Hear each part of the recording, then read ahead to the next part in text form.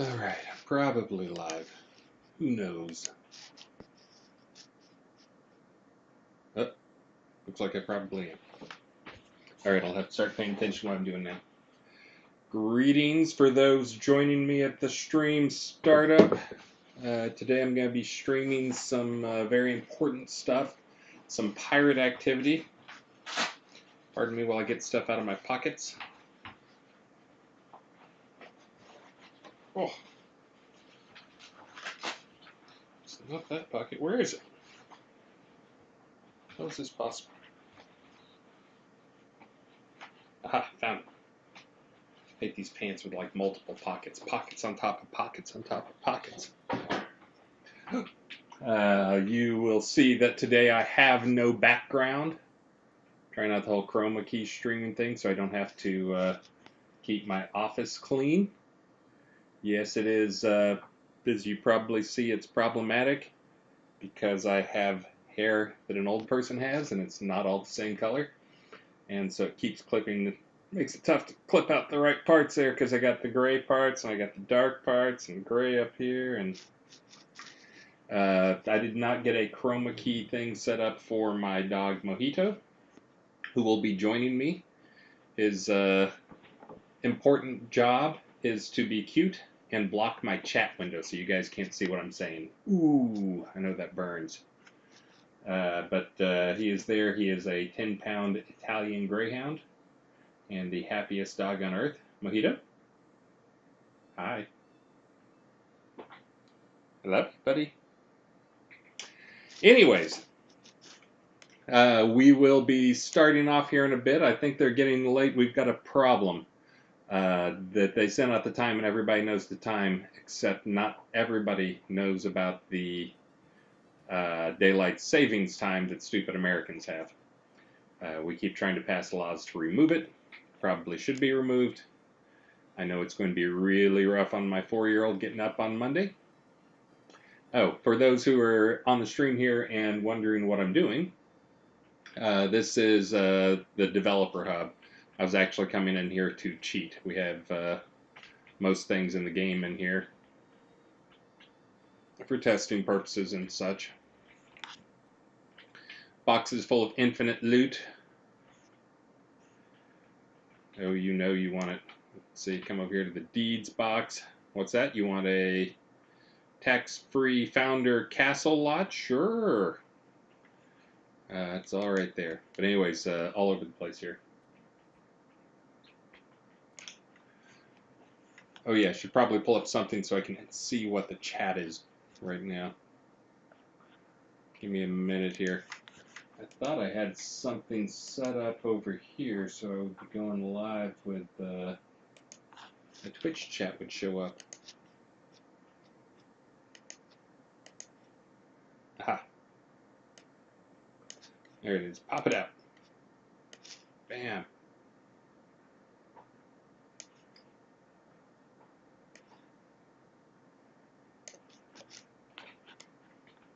All right, there we go. Now I got the chat up there and I can see what you guys are saying. If you have any questions, just let me know and I will gladly answer those. I'm also, just like anytime I'm streaming, if I'm streaming, I'm making entering JIRAs for any bugs that you guys might have for me. Perfect opportunity. I already found one. There's a broken hat. I think it's one that's not exposed to players, but we could expose it to players if we fixed it. For those who are attending today's events, okay, I can already see I need to go look at this hat and check out the texture resolution. Look, that's as far in as I can zoom. Look how good that still looks. Absolutely perfect. This is probably one of those hats with a bunch of 2048 by textures on it. But I am all dressed out in my fancy pirate gear. Let me do a little cheat action here. Yep, got the eye patch on. Look at that. Oh yeah, I need to go check that texture. Look at that feather. I got the pirate shirt. The pirate hook hand. Yep, already become popular. I got the pirate peg leg. I already found one issue with these guys, which is probably already reported by players. But let's see the peg leg.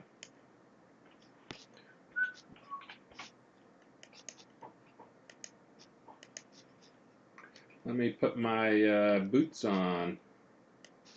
Oh, those are not boots, those are gloves. Let me put my glove back on. Where are my boots? Oh, there. I put my boots on. Oh, look, I have a boot over my peg leg. I don't know about you, but that just feels wrong to me. And oh, and this is the other fun part. Is then you take it off. Haha! No legs. Anyways, looking into all those things. Just about to head to the event. And, will stacking stances ever be useful? Currently, it is doing nothing.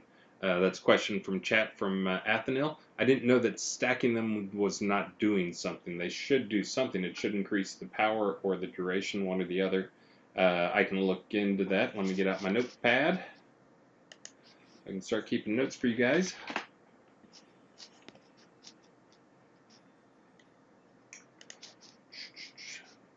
Wait for it.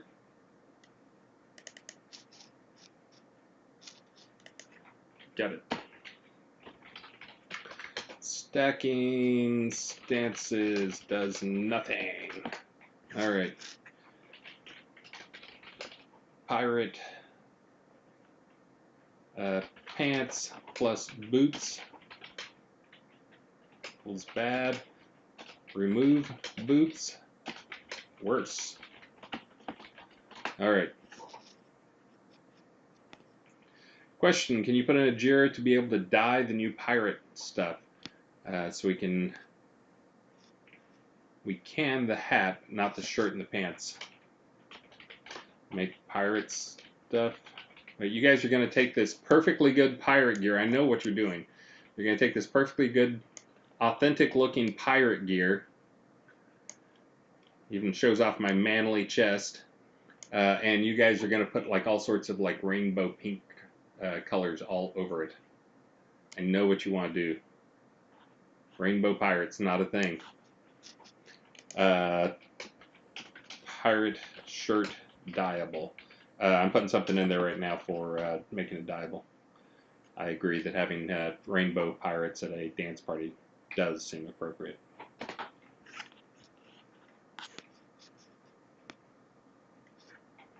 Oh, and for those who are wondering, I'm starting off my day. I have my coffee with a mug that says Austin on it that I stole from the office that was made in China.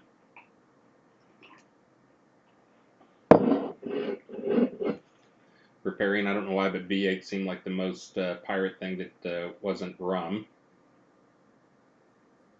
Sponsor plug. And then, of course, I have some juice over here. Ready for the day.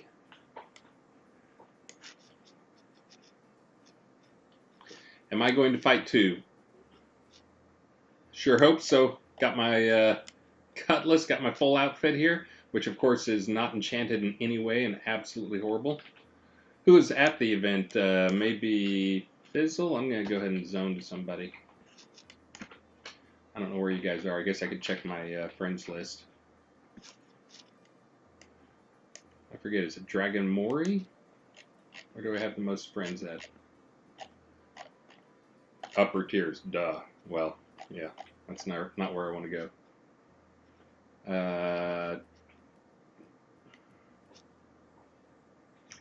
I thought it was Dragomir. Can somebody tell me in chat what it is? Oh, I'm trying out some new way, some new filter stuff, and also trying to lower latency stream stuff so you guys hopefully can hear me quicker. It seemed like my test and everything was great, so hopefully you guys can respond more quickly.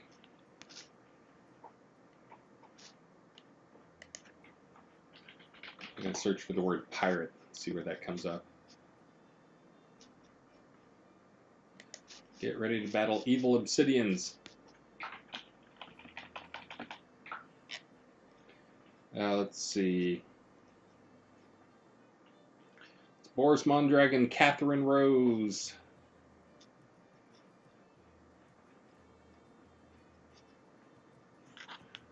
Is Catherine Rose even on?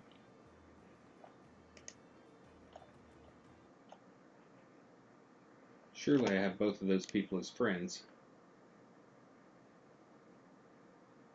How do I not have Catherine Rose and Boris as a friend there?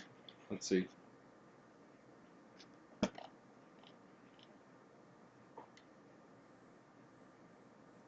Fort Dragomir Moore, that's what I thought. Oh yes, now everybody's telling me.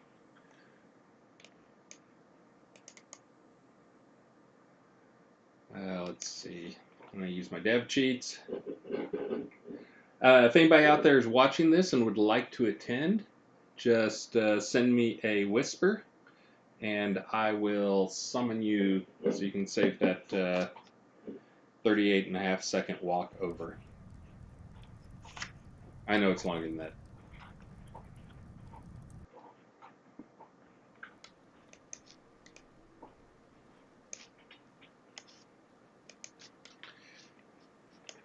And while rain is appropriate for a pirate event, I do not like the frame rate hit that a lot of people get from rain, so I'm going to be killing that. For those who are wondering, it's a little bit of draw call stuff. We actually batch those up, getting all techie, but of course the bigger problem with it is we have to do some simple physics for it to prevent it from raining into your house, which works about 90% of the time. But anyways, that's the bigger thing that causes performance problems when you're in a city, is we try to have things block the rain so it doesn't rain in your house. And yeah, it's I think the event is actually going to take place at 10 o'clock yesterday time, not 10 o'clock today time. So, I see a dungeon. I'm going to buy some time here, go see what I can find. Ooh, Leslie's dungeon. Let's see what's in here. Oh, 5 connection minecart, of course. All the cool kids. The 5 connection minecart. There's the dog.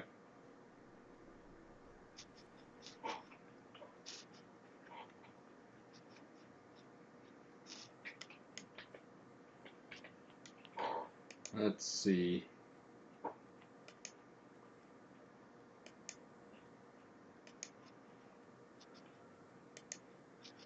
ahead and use my current equipment. I have no idea what this is even set up as. Locked. Fireball?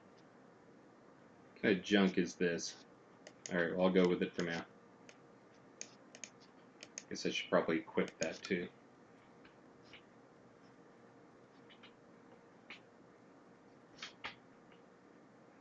Surprised my little peg leg doesn't get stuck in these wooden planks.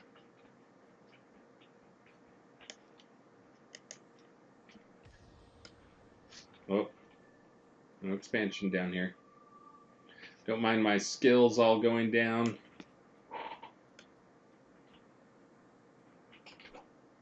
I did a set all skills. Then that leaves all my skills in kind of a 1 experience point off of going down. Oh, there is something done in here. Let's see what they got.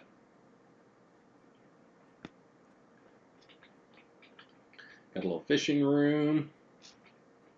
Oh, I feel like taking ownership and going and adding some cool stuff in here.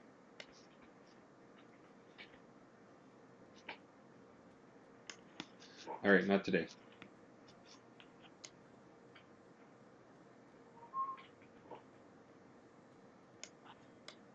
You do do do do do do. You do do do do do.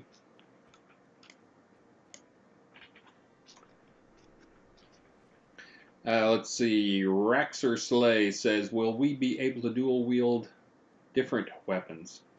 Uh, you can right now. That just only gives you the benefits of one weapon. So we actually talked for a while about having it so you could use like a bludgeon in one hand and a blade in the other hand, and you could use skills from either one.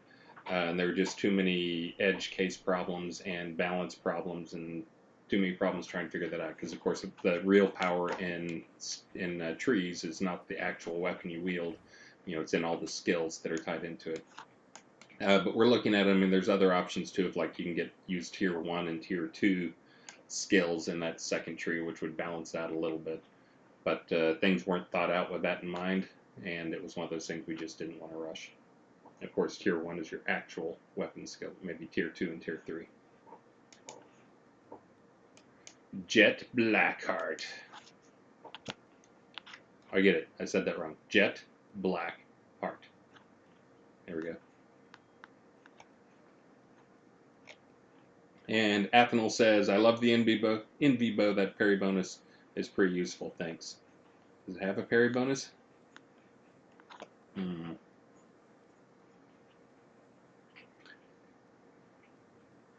And then Rufus says, "How can I get labels like that from my chest wall?" Oh, I'm sure he's referring to when I was in the dev hub.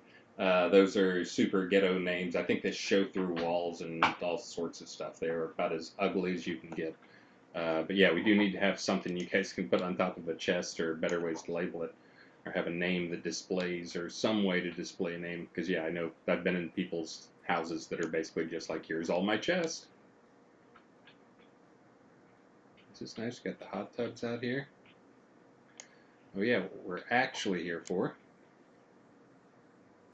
The pirates. Yar.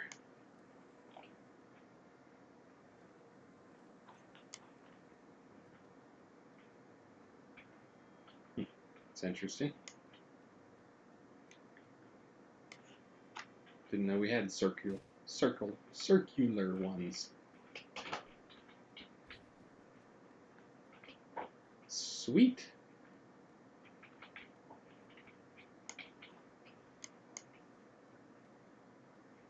Well, these are nice.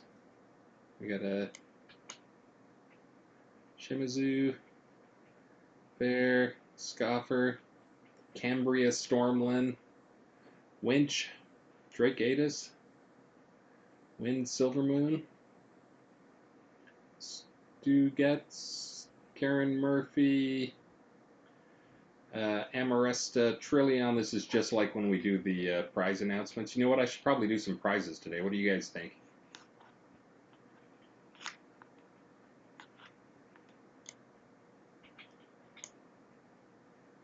Night Owl, Andrew Night Owl, Sean Silverfoot, Magnus Vermenusen, Rambo. I like how we have all these like in-character names, and we have Rambo. Of course, I'm saying that the last time I was on here streaming, I was playing as Bilbo. At least Bilbo's a little more appropriate than Rambo. Another one by Sean Silverfoot. I guess he gets two. Another one by Sean Silverfoot. Catherine Rose. And Minerva.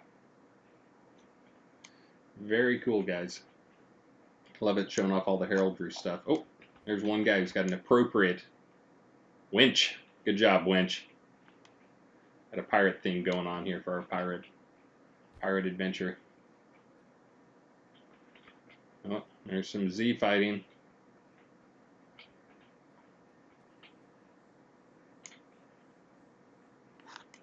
Wonder if that's going to be used in today's RP stuff.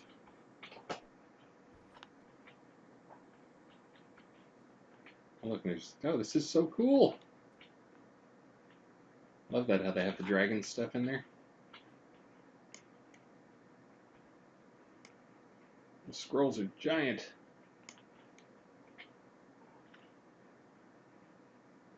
Built Fortress to Palladius Passage Key. Ooh. Hope I'm not giving anything away here.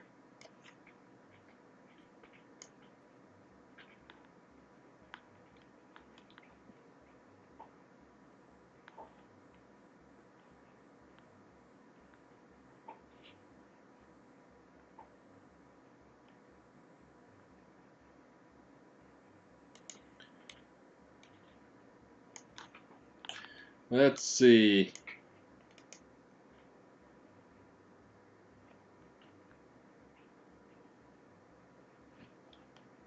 Good morning, good morning, good morning, good morning.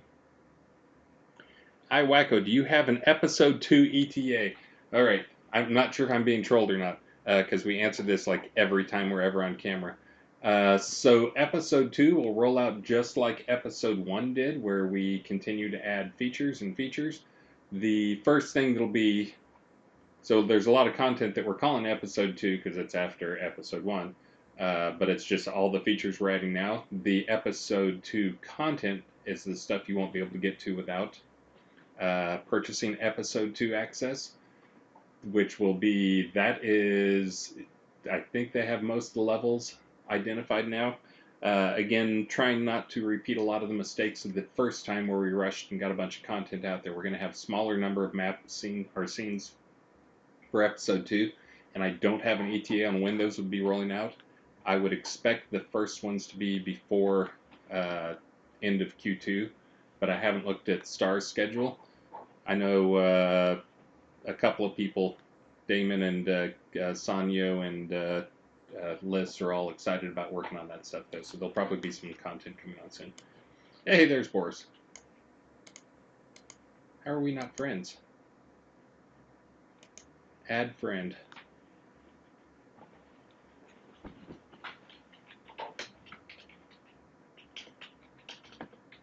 Let's see if I can do this. Good morning.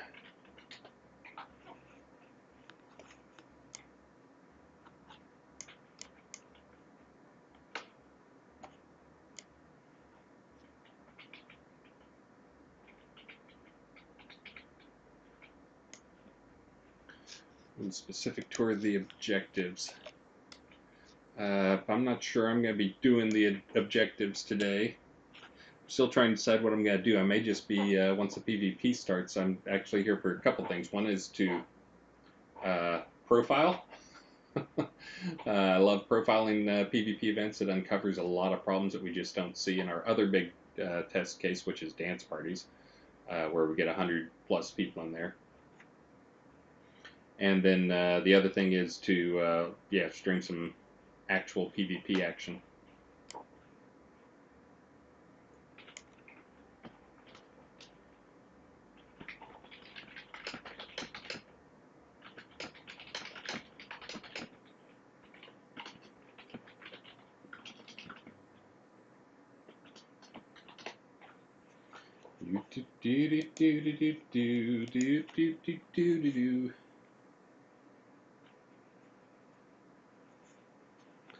Let's see. And for those joining in on chat, I see we're up to 37 viewers on this early morning. Feel free to ask any questions. I'll try to get to them here. I think I've been answering everyone that's been up there. Oh wait, here's what I missed. Can you make sure that Lich essences can't be farmed in player dungeons, otherwise defeats the purpose of farming essences in adventure scene? So right now that's how it is, kind of by accident, because I forgot to add them to the special dungeon versions of creatures that have the slightly reduced thing. And that's one of the things I'd said I was kind of on the fence on, and that's kind of where I'm leaning right now, is that the ones in the dungeon will not drop essences. So you're kind of forced to go out and do real adventuring outside your own dungeon, non-GM or non-player created content, to get stuff to build your player content. So these people are looking at me wondering why I'm not talking to them. Sorry.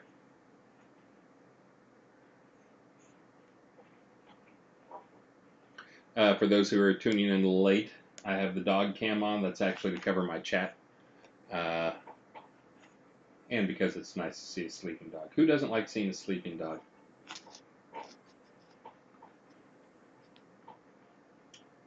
Let's see.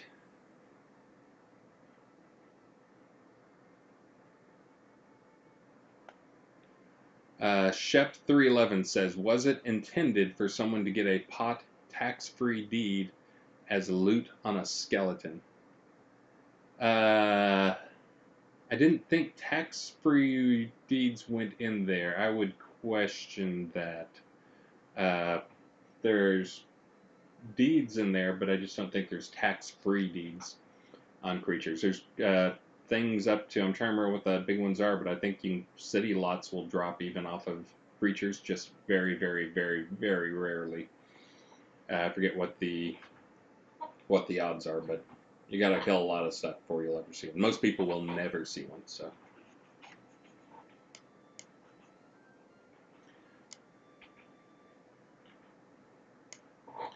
Uh-oh. There's a pepper. Not sure why, but there's a pepper.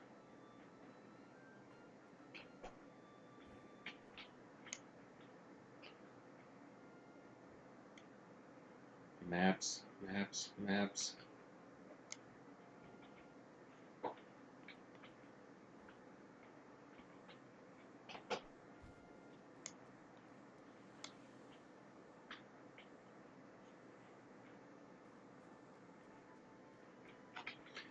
Let's see.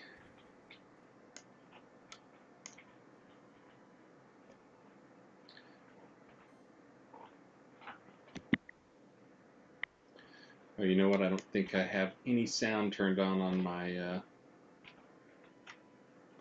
Let's try this out. Nope. I do.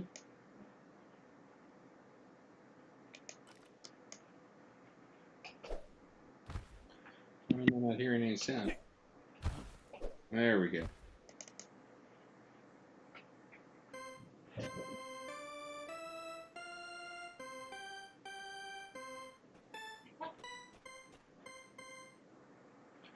Trying to decide if we want Maxine to take music lessons or what type of music lessons. She has a piano here at home.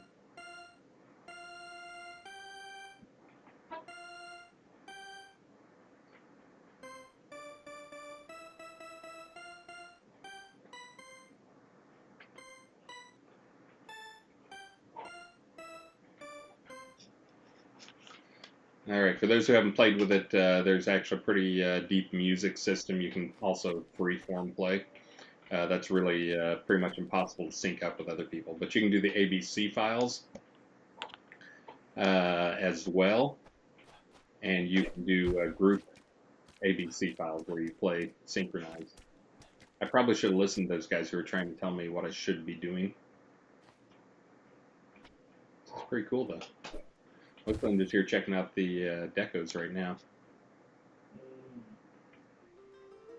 Oh, never see one of these in game. It's always sad. I think these are usually players put these down dedicated to real people. I know thanks to BMC has one that's the graveyard of actual people that they've lost in game, which is the type of stuff that happens when you play a game for years and years and years. And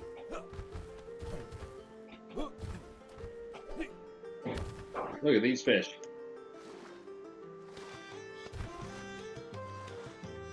Mahi mahis, amberjack, ooh, large pacu. I used to have a actual pacu kept in an aquarium.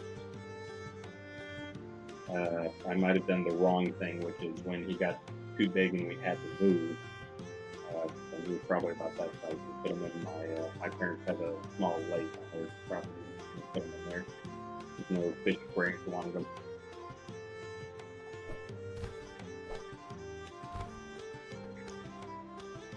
We were pretty sure he did not live it. But we still talk about them on the review. And it did not have any connection to any other water road, so no fear of it actually like getting into a river or something and interrupting a big ecosystem.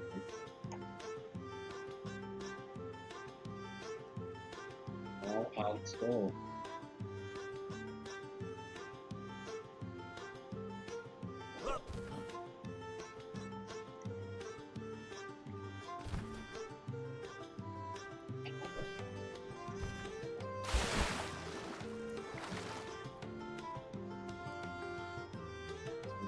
Poly walnuts making some stuff. Well, just a few. This is one of the things I love about our game. Uh-oh. Get off my island. What? Yes, you reading this, get off my island. I was here first and famous my own. For pirate code, read like the sword of beat that day. But just being able to having so many decoration options, just expands the role playing so much in terms of things and stuff like this of just coming in and then sitting on the dock of the bay. I think it may be too early for me to do any real singing. Somebody's pet pretending to swim. Interesting. Now he's flying. Okay, good.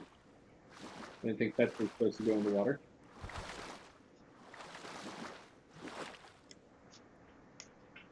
Here, pet.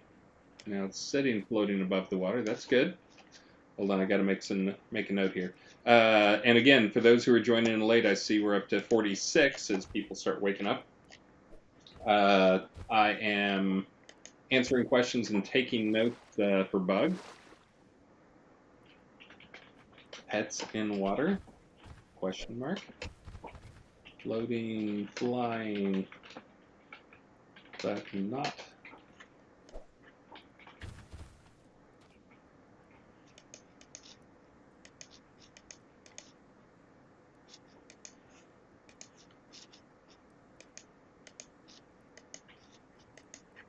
There we go.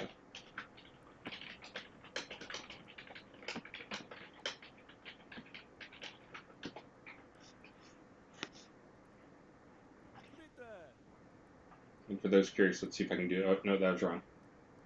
Oh, I'm not going to be able to get to him. That dog right over there. This is good. Maybe I can, go off one screen, come on another. Not quite synced up. But this dog over here has actually never been swimming before. Italian Greyhounds actually don't like the water. They're very clean doggy. And he does keep himself clean and bathe himself, so he also doesn't get baths. If you're wondering how that works.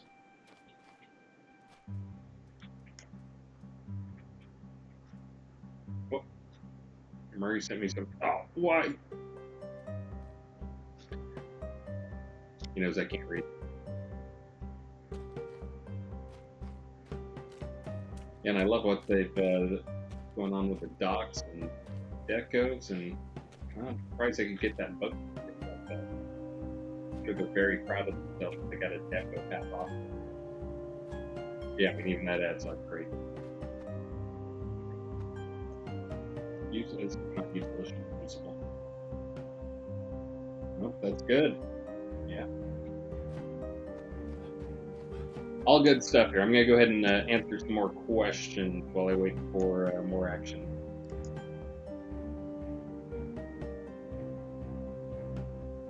Let's see.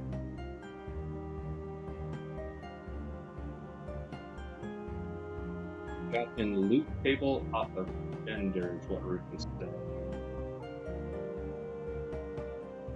I wonder if that's in response to. Oh, got in the loot table off of vendor, as in somebody sold the deed. So yeah, if somebody sells one, then you can definitely get one. You guys got a party going on? This is Ezekiel. Let me kick him from my party. Bam! Kicked Ezekiel out. He was showing me lagging. That's another thing that you see me on, even if I'm streaming, feel free to come grab me and say problem here, error spam here, or frame rate problem here, or whatever else. I'll gladly come with you and check stuff out. I think Zeke's problem I'm not going to be able to see because I'm actually, my normal rule for those who know how I work is I play on a pretty bad video card, because that way I can see what problems you guys are going to have. I've got the problem right now, though, that I'm trying to stream. Now that I work from home on things, and I'm trying to stream more, and streaming with a bad video card is not a great experience for people, even though it helps me catch problems. Too much but that was my guess, was that he found a spot that doesn't work well enough on a weaker video card, like a 1 gigabyte video card. And this is not a powerful video card. It's a AMD 480, but I think it's got 8 gigs of RAM.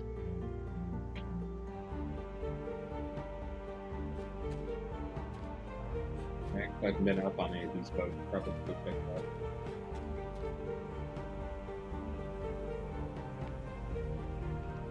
And I know this will show up, because I don't even know how a lot of boats are laid out. This is nice. Blue rose bouquet. Nice little maiden. Merry Christmas, Catherine. Oh, this is so nice.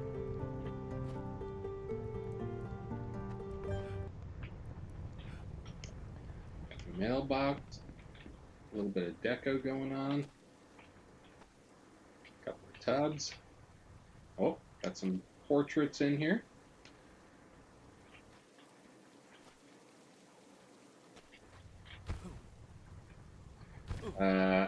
People are telling me my music is kind of loud. You are correct. I should probably lower that.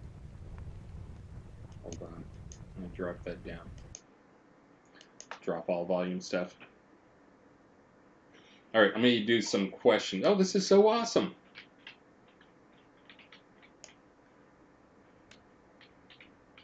Yeah, I never come down into the boats and into the bottoms and check out some of these things.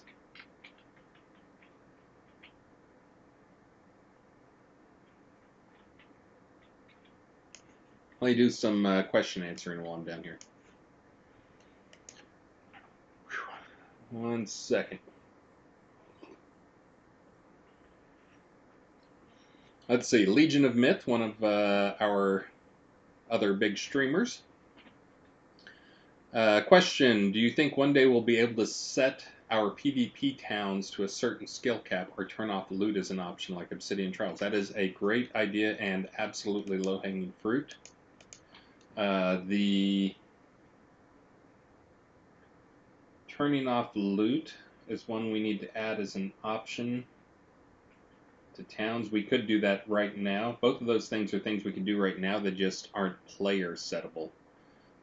In fact, if you are someone who has a town and wants to set those options, why don't you mail me in-game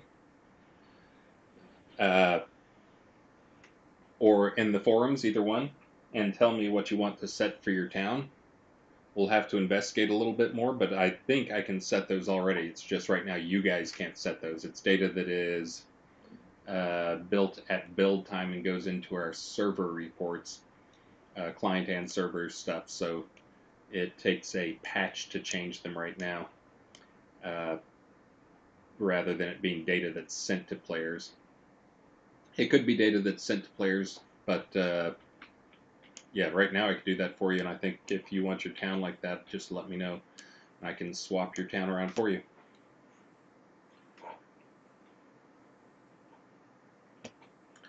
Let's see. Oh, I woke up Mojito apparently. Mojito? You want to say hi to people? Hi, buddy. Best dog ever. And this is also Mojito that supposedly the dog, there's a Mojito that is in Owl's Head. If you go to Owl's Head, he's on the bridge. As you go up to the front gate from Owl's Head, or of Owl's Head. But there's a dog named Mojito there that's this dog. I keep threatening to go and make him a killer, and if you attack him, that he'll attack back and kill you in one shot. But then people just start trying to raid Mojito and coming up with ways to kill Mojito. Let's see. Mojitos, drums all the ways. Pack Slayer does also. Let's see. Can the new fishing traps boxes be made pot decos also? Ooh, there's fishing traps and boxes. Yeah. Fishing traps and boxes as pot decos. We try to keep things, the bigger stuff as pot decos, just because you got a pretty limited number in there. And I'm going to have to change out my chair here pretty quick, unless every stream I go on there's going to be this type of stuff going on. Maybe you guys can't hear it. But yeah, we try to leave the bigger items as pot decos just because those feel more appropriate. But there's no reason we can't flag some more stuff as pot decos.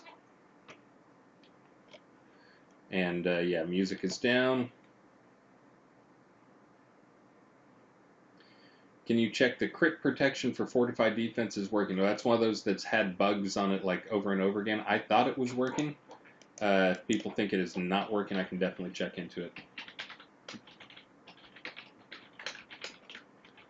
Fortified defenses.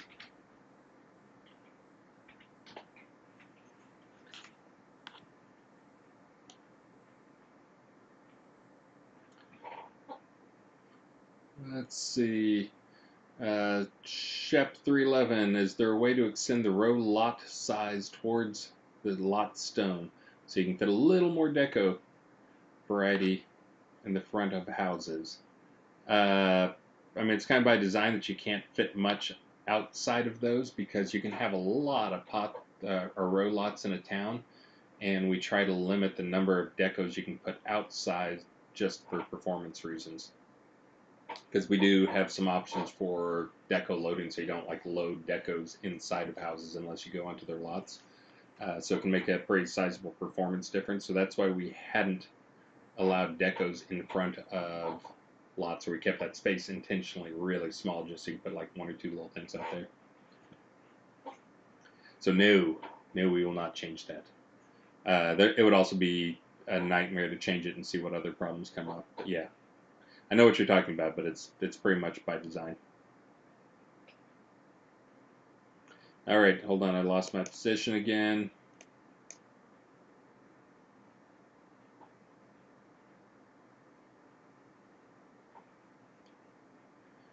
Radiant Ranger suggestion: make crafting ring a bit more powerful, but also take a durability hit each time you masterwork with one on. Oh, okay. So like an actual ring that you wear that's like an artifact ring or something that when you wear it, it gives you extra crafting bonuses. That is a cool idea, and knowing how that tech works, that would be a nightmare to implement. Uh, I want to get more crafting items in the game, but it's also one of those things. As soon as you add one thing that can give benefits, it's like now everybody has to have it. We try to do whenever possible. We try to do different stuff. If you look at like the NVO, where there's positive and negative, so it's kind of a choice. So the NV bow, in case you haven't seen it, gives negative range and increased aggro, which many bow people don't want, but it does give more critical damage. So, hey, we're up to 51 viewers. Welcome, good morning, people. And I'm actually in the bottom of a boat right now, just checking out stuff. Love the decos these people have done here. And I don't even know whose I'm on, whose lot I'm on. Probably should have checked. I mean, that's Catherine Rose's picture, but lots of people have Catherine Rose's pictures on there. Here is a bird.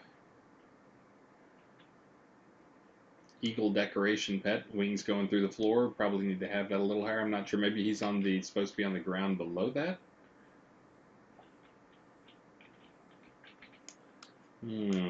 Confusing. This is another thing we can look at going forward too. Is I'm trying to figure out what the problem is with the chicken here, the eagle.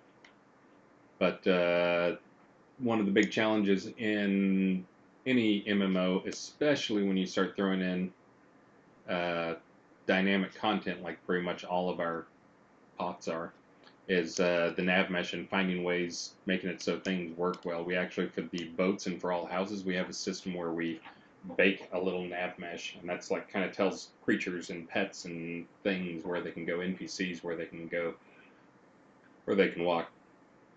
But we bake those in advance. The stuff we just added with the dungeons are in setting them to adventure mode, and then you re-enter them. That's the first time we're doing true, completely from scratch baking for scenes. Now, it would be way too much time to bake a whole scene like this, but we probably need to look into some on-the-fly baking chunks of scenes, like rebake everything is a lot of space. We actually, right now, we do pre-baked for the towns, or for houses and boats, and then we do cutouts when you place down decos and stuff.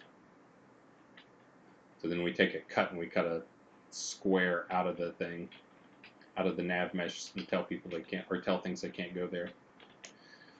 Since it comes up and I haven't caught up with questions here, yes, the plan is that ships will be, or you'll be able to sell or sail ships. That's part of episode 2, but that is late in episode 2.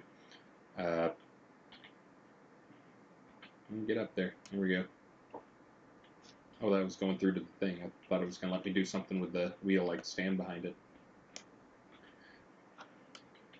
The challenge we have with that, and that's one where we still aren't 100% committing that you'll be able to sail a giant boat like this around, is just the performance involved, as you can imagine. Like a boat loaded up with a bunch of flaming statues and 3,000 items all floating through the ocean, and every player's having to move that stuff around on their screen. And obviously we can do parenting things where we parent objects, things to objects, but it's still not free, not cheap in terms of CPU time for people. All right, let me get back to answering some questions here. Yes, I turned down game music.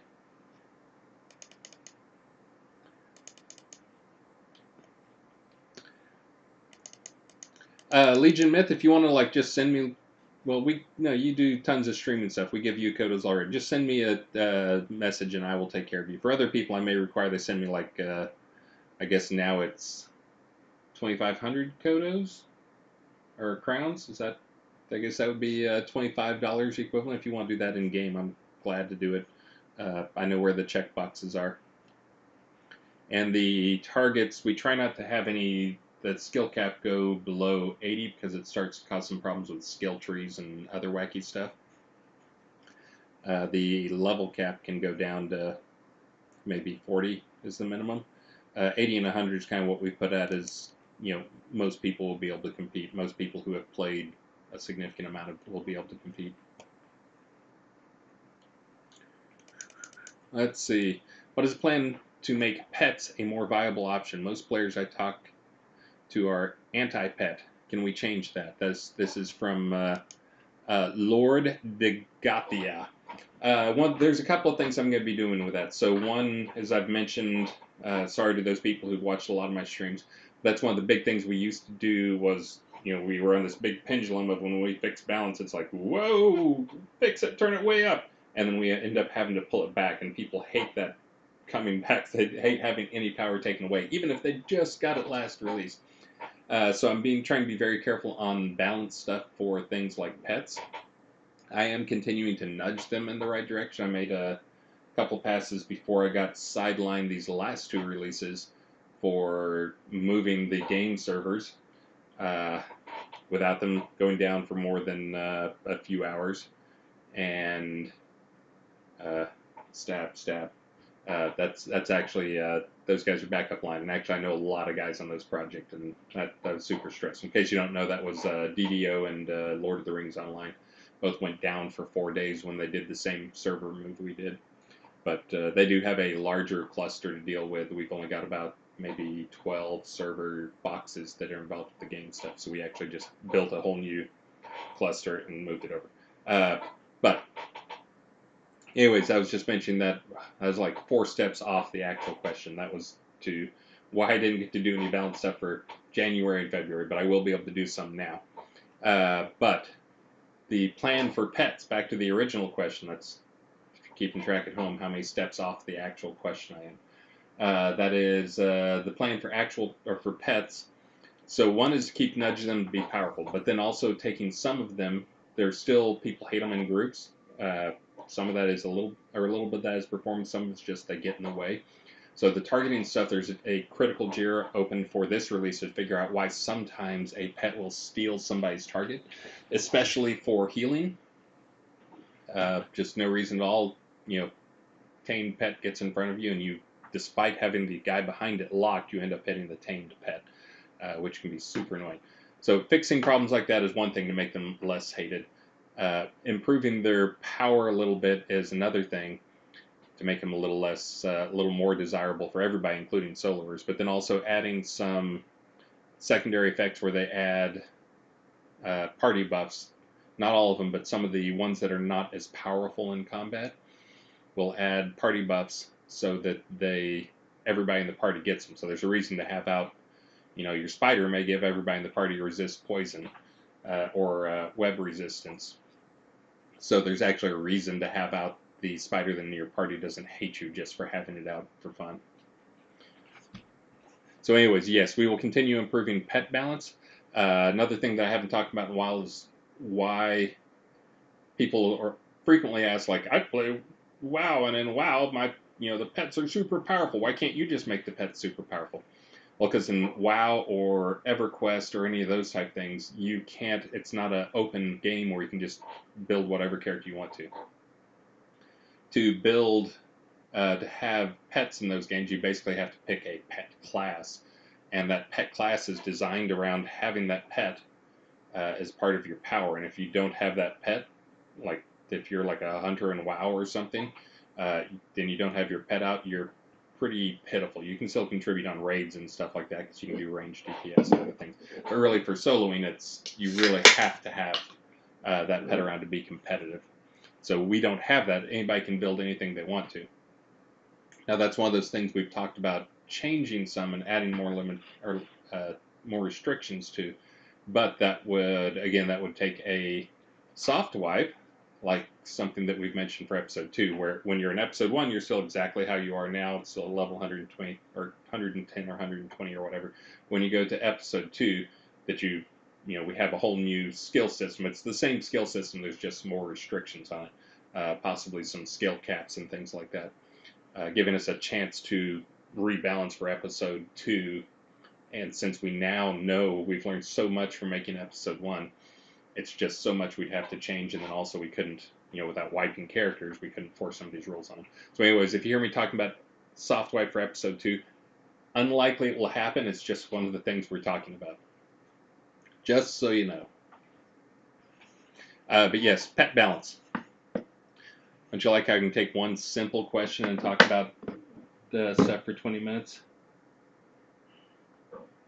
Let's see. Question, will you work more on Bludgeon PvP balance for R64? Yes, so the next plan for Bludgeon is what I'd planned to do back in January, and I think I've been talking about till then, is the rework on the stun stuff. Not a full rework, but a partial rework, so it has it works similar to how roots work. And many people don't even know, because I didn't expand roots that much in terms of which things could do high power roots. But roots used to be a binary thing. Either you were rooted or you were not rooted. It was actually like a true false or something. That was changed to be a value, so there's more powerful roots that are harder to break, and less powerful roots that are easier to break. And things can give you root resistance was another thing that came out of that, which is what I added for the spider gear if you go and fight the Spider Queen, that boss fight.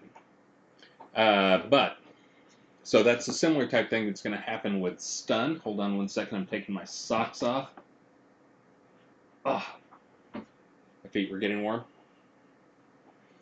But that is a similar type thing will happen with stun, that there will be some things that do higher levels of stun than other things. And what that allows is that way you'll be able to have stuns. It's not just, I'm going to tap space twice and break it, or use a skill and break it.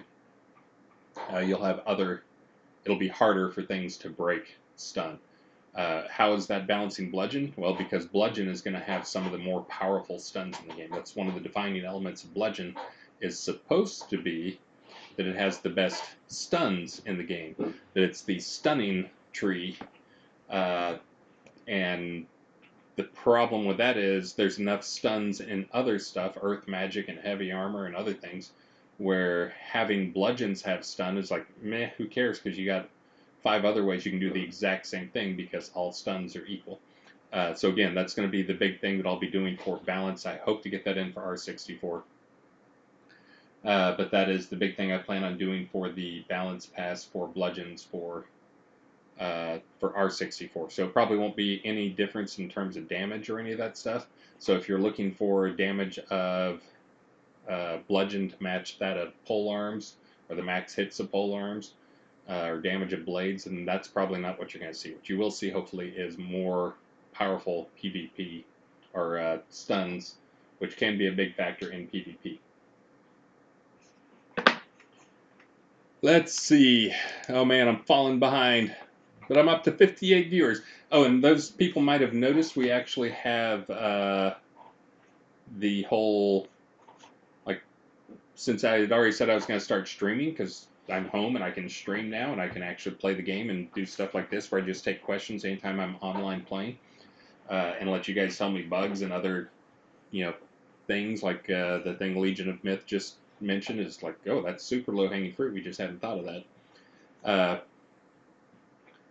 But I also went ahead and turned this on to be streamers, like affiliates or whatever. But I think I need to get like 25 hours or something in a month. I know nothing about this stuff.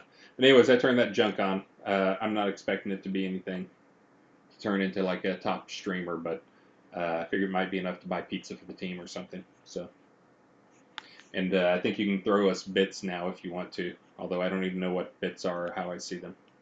But anyways, yes, old man. Not cool. And going back here, let's see, trying to catch up on questions.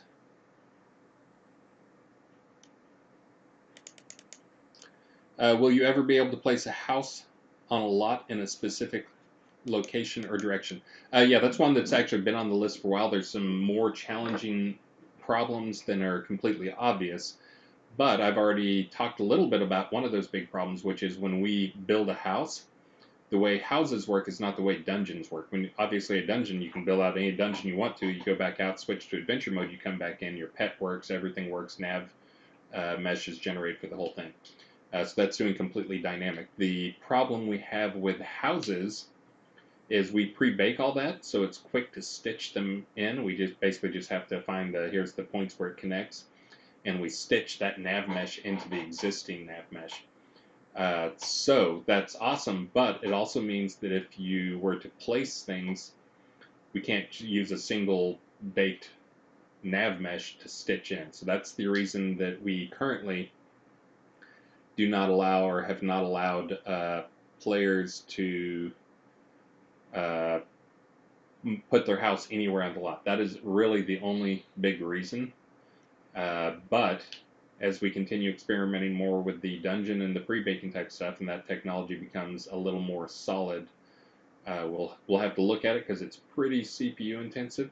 But I could easily see us doing that for houses, using that same tech to do that for houses, so you can place a house anywhere you want to on a lot, and then we bake the nav mesh then.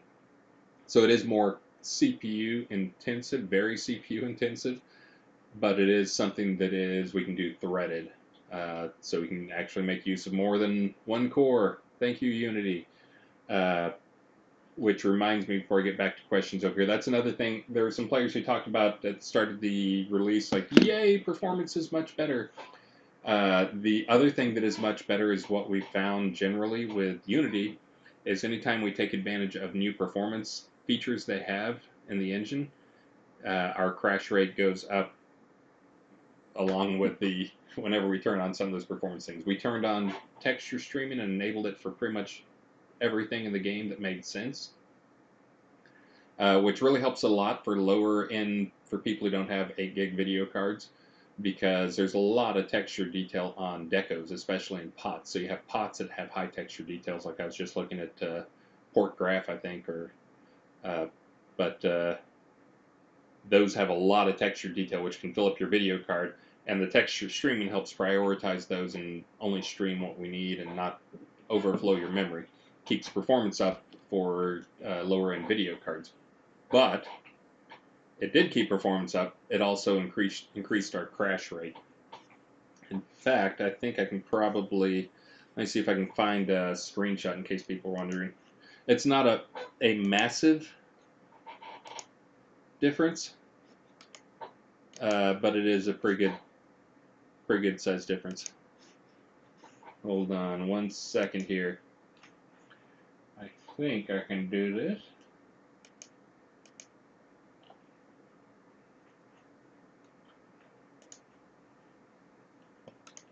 That's the other thing is you guys will have to bear with me here. Again, old man problems, just getting more in tune with using streaming and talking to people while doing things and using two parts of your brain at once, which I see so many streamers able to do, and I still have to think. Of course, I'm answering questions that require a lot of tech thinking, so uh, got to dig deep in the memory. So memory of my brain, not memory of the computer. Let me get this image up there. Crash. And now let me find it. Downloads.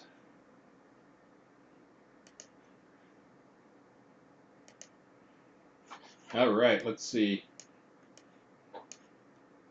So, I think that should be visible to you guys. Yep, looks like it probably is. The section there, you can see the dates. You can see basically when the release was. If you look at the 28th, at the bottom of the chart, maybe you guys can see that. Hopefully you guys can see that. You can see that it dropped off some on the 28th, and you can see it was low, low, low, low, low for about 5 days. That was the whole time we had texture streaming turned on. Now what this is showing is what percentage of people crash, exit the game by crashing rather than exit the game cleanly. So what we saw was not only were players saying they were crashing more, we try to not get too swayed by people telling us things. We try to then take that as a sign that we need to go look at our actual metrics. So in this case, players told us they were crashing more. We came and looked at the metrics, and sure enough, people were crashing a lot more. I was hoping by looking at the crash logs, I would be able to spot some pattern, but again, it just crashes deep in the guts of Unity with no useful crash information. The other things I was hoping to see a pattern of like AMD video cards are crashing, or 1 gig video cards or 2 gig video cards are crashing, or dual core machines or something. But I looked through everything and did not find a pattern in any of those, sadly. So it's not just wasn't just a go and disable it for some set of machines, but not all of them. So yeah. All right, let me get back to the chat. There we go. All right, pets more viable. Sean Paxlayer interested in that for Paxlayer PvP Town also. Great question, Elgarion. Yeah, and that's for those who don't know. Legion of Myth is Elgarion, does a lot of live stream. Probably one of our biggest, most dedicated live streamers, and is also super helpful to players at all times. So, all right, trying to catch up again. Forgive me, still learning old man stuff. Still learning to stream more effectively. I've cut down on my uhs though. That's just normal public speaking stuff.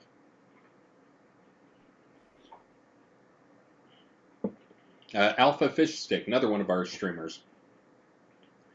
Will dungeon owners be able to name their dungeons? Also, if a fish is caught, well, let me answer that first. Yeah, I didn't realize that wasn't already in there. I'll make sure that gets in there. They should be able to name their dungeon. All cool dungeons have names. Everybody knows that.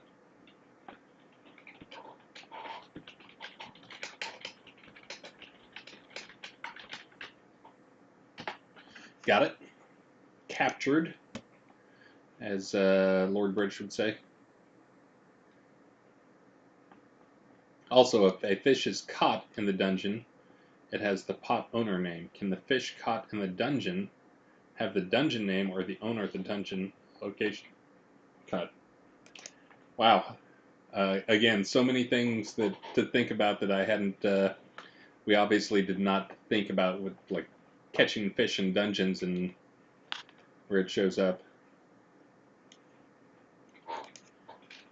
Fish caught in dungeons should use pot name or dungeon name.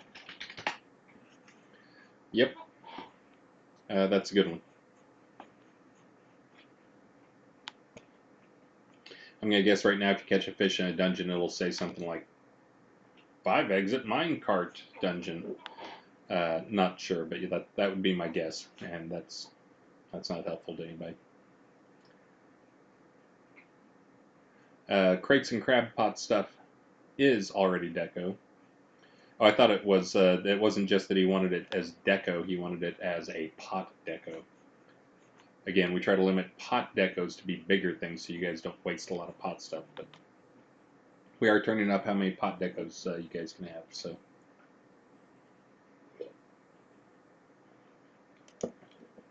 Also, one of the 3 nets won't place. All right.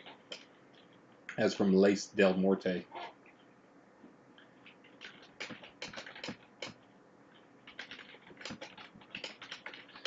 Got it? And after I get off the stream, I'm going to go and I'll turn all these things into Jira with some more information on them. I'm just making notes now so that I can remember what we talked about. Let's see. When deconstructing of row lot comes, oh, I thought that was already in. How will you handle the outdoor decoration limits on the deconstructed lots?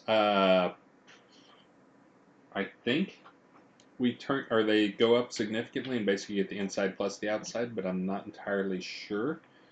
I'm making a note to make sure empty row lots have decent outdoor, outside deco limit. And again, as people might have heard me say earlier, because you can have so many row lots, I think BDF, I won't go into explain what that is, but he's an old player that a lot of people know that used to do a lot of good stuff, but also did a little bit of trolley stuff. One of the things he did is he had a town where he basically tried to break everything, but he placed 550 row lots. I think that's maybe how many row lots you can fit into a metropolis. So you can imagine if you had 550 of those and we allowed significant outside decos, that could absolutely destroy performance. It destroyed performance anyways, having 550 row lots in a place. But if you had outside, if you had more outside decos, that's something you got to load all the time. So we try to keep the outside deco limit pretty low. For these row lots, because it's a row lot, you'll have to. I think we sell it for like 500 crowns or something like that, like $5 or something. You can get an empty lot. I forget what they actually did. It was a cool idea that somebody threw out, and somebody jumped on. I think Burning Toad did. Also, everybody say hi to Burning Toad. He is in China right now. He's in Beijing when I talked to him yesterday. Taking advantage of the whole no office thing. Let's see. Trying to catch up on where I was. Second ring slot. Shep 311, second ring slot. Yes, I'm actually very much in favor of a second ring slot. I'm not sure how we'll do it. It's one of those things that I've wanted and makes sense that we have second ring slots for people. That may be one of those annoying things we do to urge people to get over to episode 2, is have a quest you can do to unlock a second ring slot on your character. By the way, that quest is only in episode 2. We're trying to avoid doing too much of stuff like that. That is the one thing that's been mentioned so far. One of the things that's been mentioned. Making a note to follow up on it, though.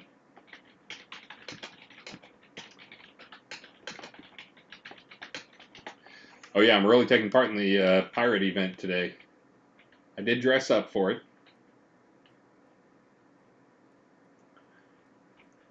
I will take part in the PvP later. Let's see. Let me get back to this now. Is Lithium Illumination fixed yet, or is it working as intended? I sure thought it was fixed. I did some fixes on it a while back. We ended up having to just destroy it, nuke it from orbit, and rebuild it from scratch, which one and only did. He is amazing, but he is also not a great tester just because he doesn't play the game as much or in as realistic situations as most of us do. So there's a chance it's still bugged. I heard somebody saying it wasn't healing. which I thought it was healing, but I think one of the things that we changed was making it so it used to travel with you wherever you went. Now it's actually you cast it and it affects an area rather than traveling with you. But if anybody has any specifics, feedback on it being broken, then definitely let me know. Let's see, I'm talking about the ring already in game, like Wayland's root or loop. Wayland loop. All right, that was in regards to a previous question. Let's see. I've heard a major overhaul is coming for pets. Can you explain what that will be? I wouldn't call it a major overhaul. There's going to be some more pet stuff showing up, and pets will bring additional functionality to players. So they'll be more flexible and possibly more in demand, desirable for parties. Because right now, you will get about 7 evil eyes if you pull out a pet in an 8-person party. Number of reasons for that, but we're going to continue to polish on pets, and pets will probably provide some secondary benefits like some buffs to the party depending on what the pet is.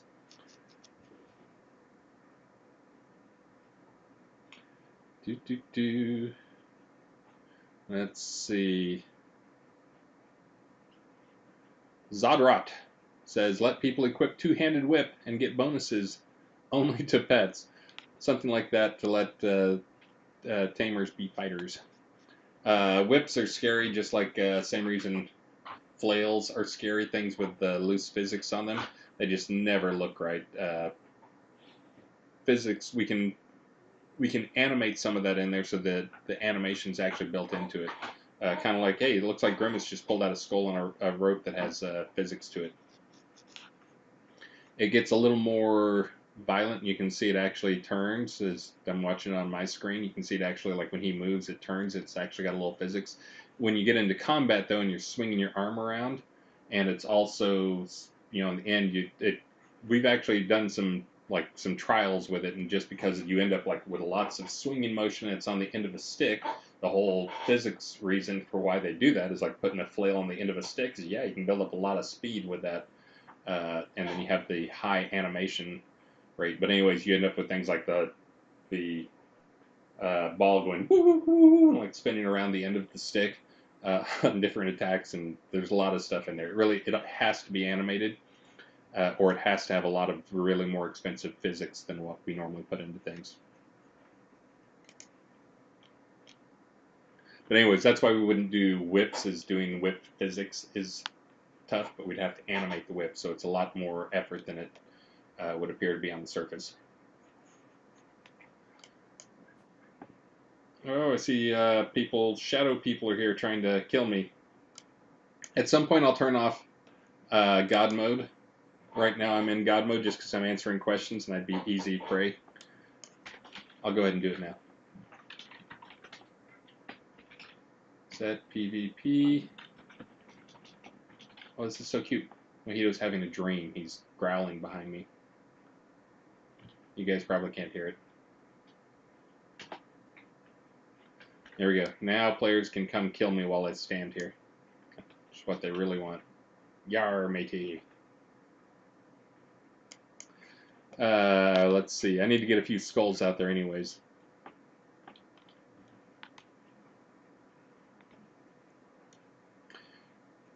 Rexer Slay question. Last Friday's stream, when will the prizes be distributed? Usually. Oh, it looks like people are giving me bits. I'm getting bits. Woohoo! Oh, and a few people subscribed to Twitch Prime. Yeah, pizza for the team. Sorry, I was just looking over at chat, and again, I'm new to this stuff. I didn't realize what some of these things meant. When will last Friday's stream? When will prizes be distributed? I thought that Undone was distributing those as he gave them out. He may not have been, but I'll make sure we get them out this week. And I'll put that one as a bold question or note on my sheet list, because that is one that you guys should be getting those immediately. We don't want to fall behind on those. We're behind enough already on the stretch goal prize awards, but that's just because we have to craft the content afterwards. And we definitely need to give out the prizes for last time, because I know there were some big prizes like a water lot or something for winning the fishing contest. Congratulations, all the winners. I forget who was in there. I know there were two Roses, Catherine Rose, and not Amber Rose. Was it Amber Rose? I forget who the other one was, but I forget who the winner was.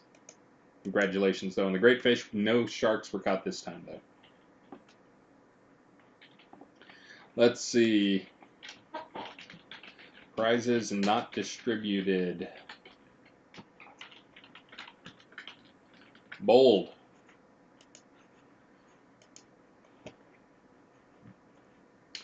Let's see. Also, for those, again, I ragged on Unity a little bit earlier, but that is we're going to be trying to turn on a few more features from Unity to improve performance. We'll see how it goes. That'll be in R64. We're experimenting with 3 or 4 things now that they're not quite flip a switch easy, but they're not rewrite the game type stuff. They're not like ECS. We basically will need to rewrite huge chunks of the game to get things into ECS or take advantage of some of the new stuff that's coming up. But anyways, we're going to turn on a few new features. We're going to try IL2CPP again. For those who don't know what that is, it's a system that turns C# code into C++ code and then compiles it natively for the specific platform. That brings some extra bonuses on the side, but last time it's one of those things we kind of were thinking of it as the holy grail. This definitely would improve performance. It didn't really improve performance. It actually hurt performance in most of the tests we had. So we did not actually push that live. And then also there's a question of like, oh, this is probably going to if our crash rates were bad before, let's see what they're like now. Anyways, let me see if I can find where it was. As always, all I'm doing is answering questions for 2 hours. So people gathering around me, lots of PvP people I saw running around. Shadow people. Let me get back to the questions though.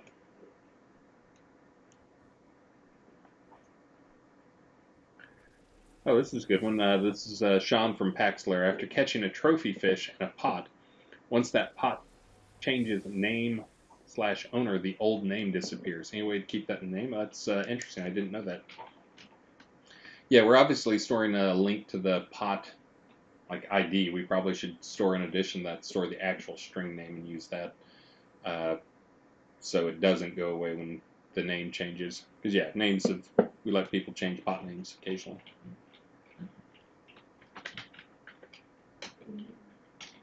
Oh, Mojito's having a little dream again. Except his eyes are open. Hi, buddy. You having fun?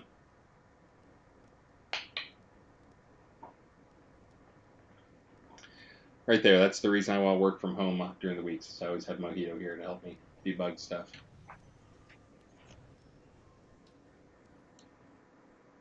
It looks like I might be set on fire here. Let's see if I can survive. I don't have any smelling salts. Come on.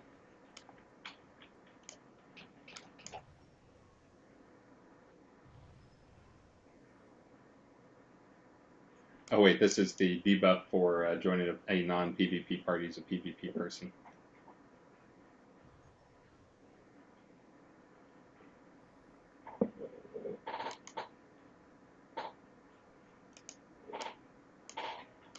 Boop.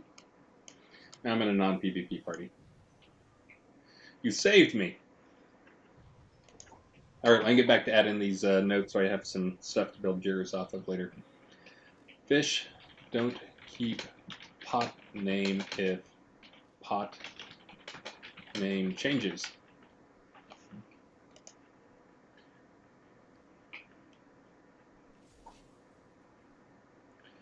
Let's see.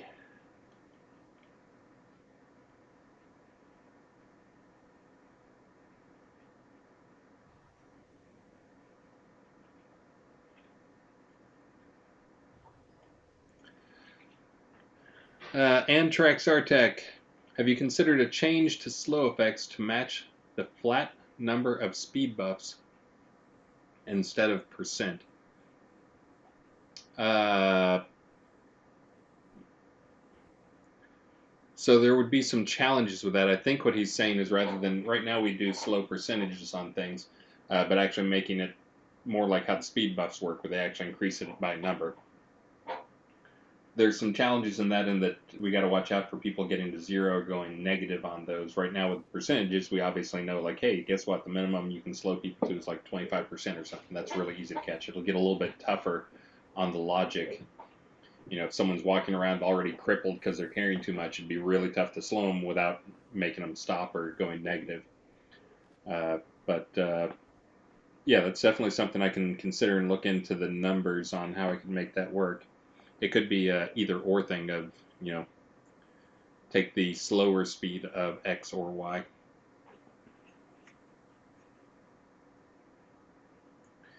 Make sure you take off God mode before you enter the PvP event, says, is that Jazzy J? That's hard to read. What is that horrible text color?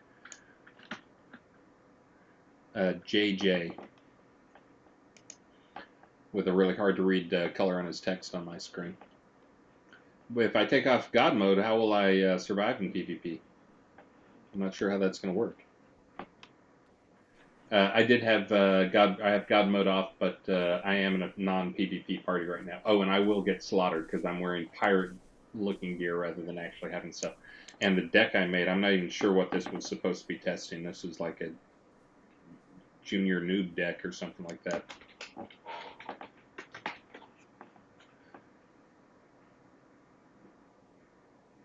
My current decks are all based around bludgeon, by the way, for obvious reasons of testing. Yes. Serial Noob asks, one keyring that acts as a container for keys that we have. That's been on the list for a while, and that is very much a Richard thing. That was in lots of Ultimas and stuff. That was basically you have a key ring and they all show up on there, rather than filling your inventory with keys. It does bring up some concerns, though. You need ways to take them off or not put them on the key ring or something. For things like the new Solania Catacombs thing we added, so that you have to find a key to unlock the door each time.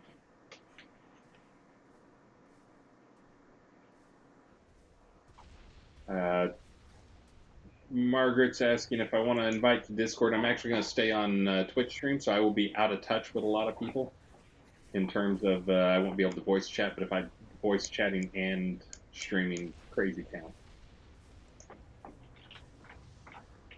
Let me reply.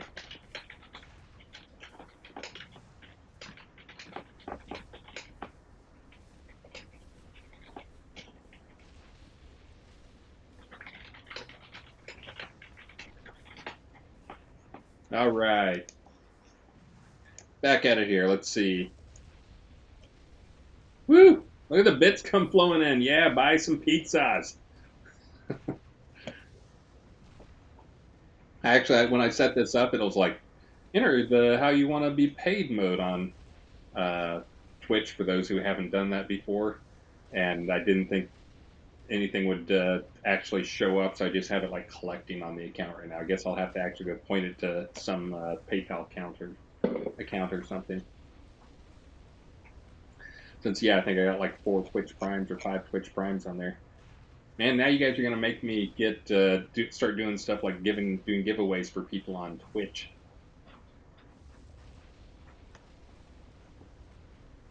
All right, I'm gonna get back to it. Trophy fish, keyring. Lord Degathia, that's a good one. Can you add a tooltip for pets that shows actual level and stats? And yes, and that is one of those things also we have on the list, the short list of things, is making it so your character sheet shows more stuff than it currently shows, showing more stats than it currently shows. That's one of those it's forever been hidden, and we've kind of been given the green light to go and reevaluate some of those old decisions that were that were handed down. So that'll be one we also do. But let me get the pets on there because that's one that, yeah, we should just show the minimum stats on the pets when you mouse over it. Just show it in text.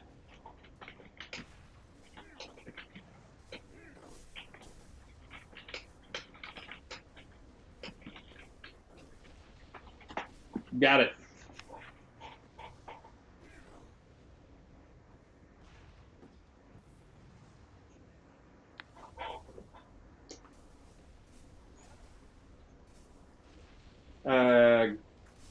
Gradios asks, in game, will you be fixing open PvP players being able to locate each other with a friends list examine when in the same zone? How about saying name highlighted in the same way? I thought we had those fixed. And yes, we should, even if someone's on your friends and they're open PvP, it should be just like if you opt in, there should be the same thing. You can opt in for stats, show name and public stats. You should be able to have a show name, same thing, show name and when in open PvP. People then who are flagged open PvP should be able to disguise where they are and not have your name. I didn't realize some of those things were out there until it went into like scenes. I started watching what some people were doing because someone was complaining about someone griefing them, and I was like, why do these people, their name shows up all over the place? And I'd go and search all the logs to find those people, and it was just people saying their names. But of course, they're saying their names to check to see if they're in scene.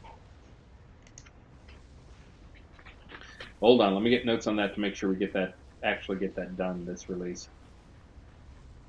Don't show.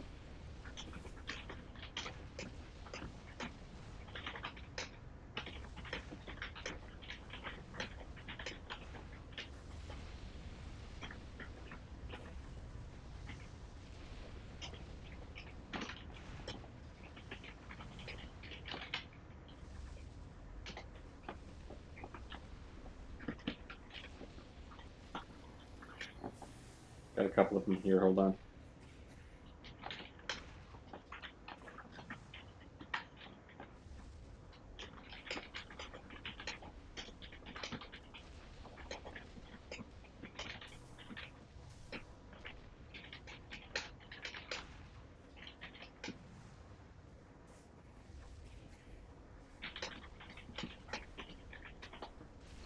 All right, I will try to get those two things fixed for R64, which is only like 3 weeks, 2.5 weeks away or something crazy.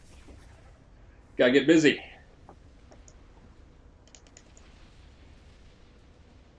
Question, are there plans to give us the ability to set a guild message of the day and a town message of the day? Could the town message of the day populate on the tooltip and the overworld map as well? Well, that's interesting.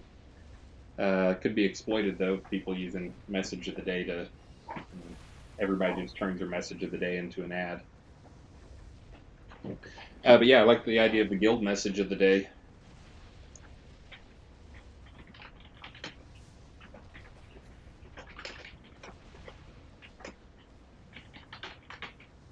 Yeah, I like both of those. That would be so. What this would be is guilds. When you log on, if you're in a guild, the guild can set a message of the day that everybody in the guild gets, so they know, like, hey, there's a PvP event going on in Dragomir Mori. Come join in, or times or whatever, or guild meetings or whatever other stuff. Yeah, they should absolutely be able to set that. We shouldn't force you outside of the game to have more communication stuff. Then the second one is having the pot. So pots can do the same thing. So when you enter into a pot, they can like give you a quick list of, don't forget Sunday swap meet, emote orgy, whatever you guys are doing. You guys still do emote orgies anymore? That was a thing for a while, I know. Let's see.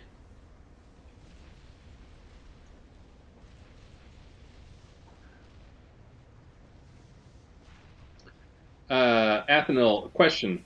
Why is the dash skill so much more powerful than the sprint skill? A use of dash, not stacked, gives 3.8 movement rate. My sprint, however, even when stacked, will not go near that level of movement rate. I know dash uses attunement, sprint uses light armor passive, but the gap between them is huge. And that is exactly what you just described as the reason is the dash or the sprint. The dash takes on the your air attunement, uh, and light armor doesn't have anything quite equivalent to that. For those who don't know, again, there's like a million things most players don't know that go on behind the scenes that we don't really tell people about because most games don't tell you about those things and make you figure them out. But for light armor, one of the things we do to incentivize you of wearing lots of light armor is we give you bonuses to your skills based on how much light armor you're wearing, and that is because technically you can wear just light chest piece and then wear plate everywhere else, and you're treated as light armor. So to encourage you to wear light, we give you bonuses to all of your skills on those things. That is one possibly Athanil that really my fix is more likely to be something in the neighborhood of increasing the bonus you get per piece for light armor. So making it so the more light armor you wear, the more your bonus is, and trying to get it more on par with a reasonable attunement level, rather than trying to make them exactly equal. That probably won't happen. But it's one of those things. If I get it close enough, I think most people don't mind. But yeah, right now I totally get it. Never a reason to use one, then there's a problem with it. And that is also, I talk about, let's always make all skills apples to oranges. And that's one of those where it's an apples to apples skill. You guys can look directly at it and see, like, hey, guess what? Dash better than sprint.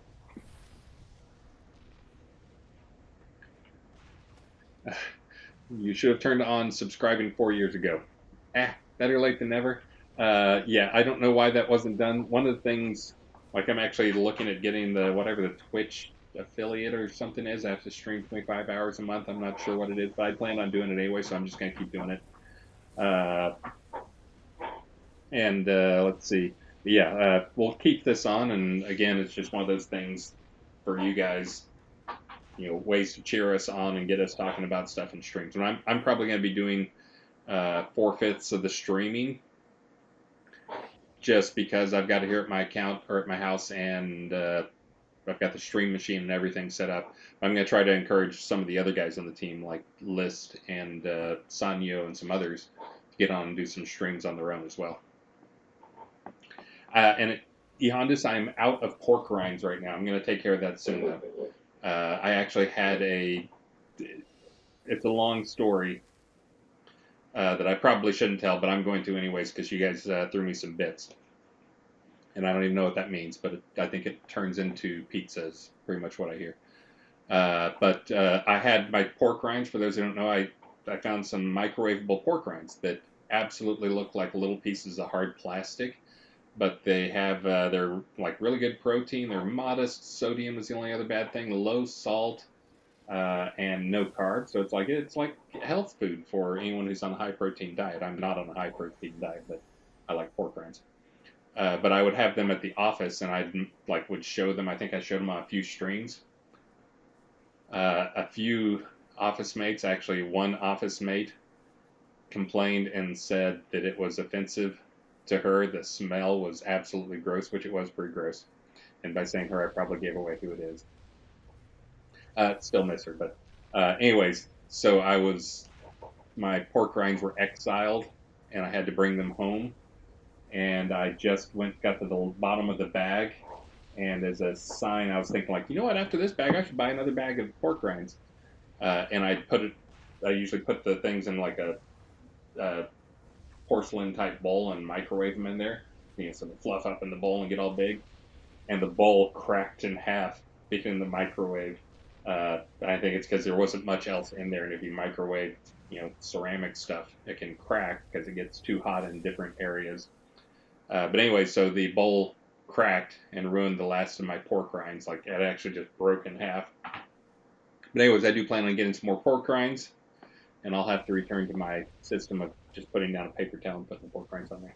But yeah, I'll try and get pork rinds for a stream coming up, so you guys, it can be just like old times.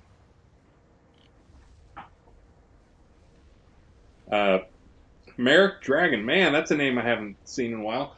Hi, Chris. How is life? Life is great. I'll take this opportunity, since I'm on the stream, for those who haven't seen the news on it, is we actually are going office experimenting office free for a little while, which just came about due to a number of things. Before uh, any of the trolley type stuff jumps in, we could have afforded an office. We did not want to commit to an office with short notice. Our previous lease, we'd hoped to stay there, but we actually didn't like the. We loved the office in general. We loved the location. We hated the air conditioning not being able to keep up with 85-degree temperatures outside. And we hated that our max internet upload speed available at the office was 50 megabits, and that anybody else to bring in real internet would still not have been fast and would have cost many thousands of dollars. So we decided to, at the last minute, go office free and try to simplify some of the stuff we do for moving offices. So we're all office free now, which actually makes life great. As you can see, my puppy dog right here. I get to sit home with my puppy dog all day long, and instead of having the old system of I would get up at, say, 4 o'clock in the morning and work from 4 until 7 when Maxine got up, and then I'd get her dressed and I'd drive her to work and make her breakfast and drive her to work. And then I'd drive myself over to work, and then I'd work, and then I'd go get Maxine and make her. Now, instead of the interruptions of taking Maxine, I actually just get to work through, and I can get up at 4 a.m. and just work. I can do a live stream in the middle of the day. I don't have to worry about disrupting the people around me. Any of the other problems, it actually, again, I'm only 1 week into it, but so far it has been amazing. Everything I had expected it would be, and other people told us my drive time, depending on when I would drive, was usually 40 minutes or so to get into work, and frequently more than an hour to get home from work once I factored in the going over to pick up Maxine. With the new system, I do get less time with Maxine, but I get more quality time with Maxine. I don't really consider sitting in the car quality time. And I will also probably be, the other thing that I'll be doing that'll be to make up for the Maxine time is, I think, starting in April, we're going to go to 4-day daycare, and Maxine's going to stay home 1 day a week with me. And we will do some more activities and stuff like that. So I will definitely be getting more Maxine time coming up. But anyways, life is good, Merrick Dragon. Thanks for asking. Hope things are great with you. Alpha Fish Stick asks about emote orgies. What time are those at? Those were in the early days when we added a ton of emotes all at once, but they were teachable, but most players didn't have them. They'd get together and they'd do emote orgies where everybody would just go around swapping emotes with each other in a basement. I don't know why they had it in a basement. I think it just made it feel naughty or something like that. But I would call those emote orgies.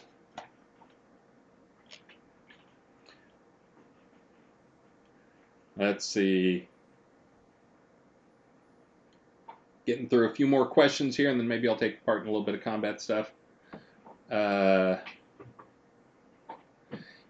was going a music emote swap. I like that a lot. Yeah, I love the whole scene that is built up around ABC files and music swaps and people making music for each other and those type things. It's seeing that stuff go on is great, and I know List loves that type of stuff. He's always involved in heavy in the ABC files, and he's the only one at the office that he'd come in some days and tell us, like, someone added a new Beatles ABC set, and it's awesome. So, anyways, yeah, it's exciting to see that type of stuff. And again, all player-created stuff. I wanted to send Chris a Chipotle's and pork rinds, pork holiday party, but they didn't have enough donations this year or something. Good. Probably better for my health. Let's see. Question: when will we see the cloned town become uncloned? I'm not sure how many cloned towns are left out there. That's one of those things Star tracks and Sanyo tracks. For episode 2, we'll definitely be creating a few new town templates that will let people back in episode 1, if they want to, swap over to them, probably. So maybe, again, some of the clone towns, we can unclone some of those towns too during that same time frame. Again, for those you don't know right now, we are officeless, all of us working from home. We racked our servers. I took them all to a data center and just put them on a gigabit connection with super solid power, got everything set up there. And so all of our servers that we normally would use for the office, which is a lot, live there. We will be probably getting an office in the not too distant future. I'm still looking at a couple options. I just had one fall through that came with too many strings attached, but I've got a couple more options I'm going to investigate. But that is part of the reason we expect to have an office in the not too distant future is because we need to bring in a few more world builders and train them up. And they're one of those people, there's a lot of questions that go on. It would be better for those to be done in person over time. I forget what I was. Oh, that was for the town stuff. And once we get those guys in, right now, List and Sanyo and Damon all have their hands full with just the stuff they have right now, so they're not going to get to any towns right now. But once we bring in some more people and we ramp up a few people, then that's definitely when you guys can expect to see some more of that type of content come online and more in cloning to be done.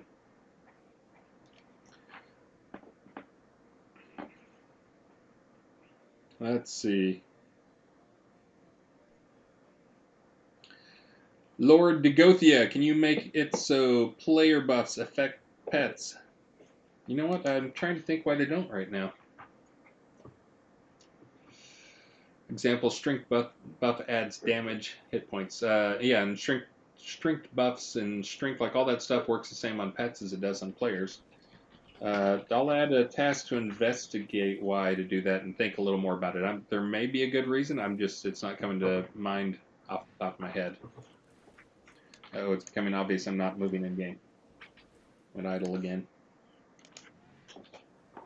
Player buffs for pets.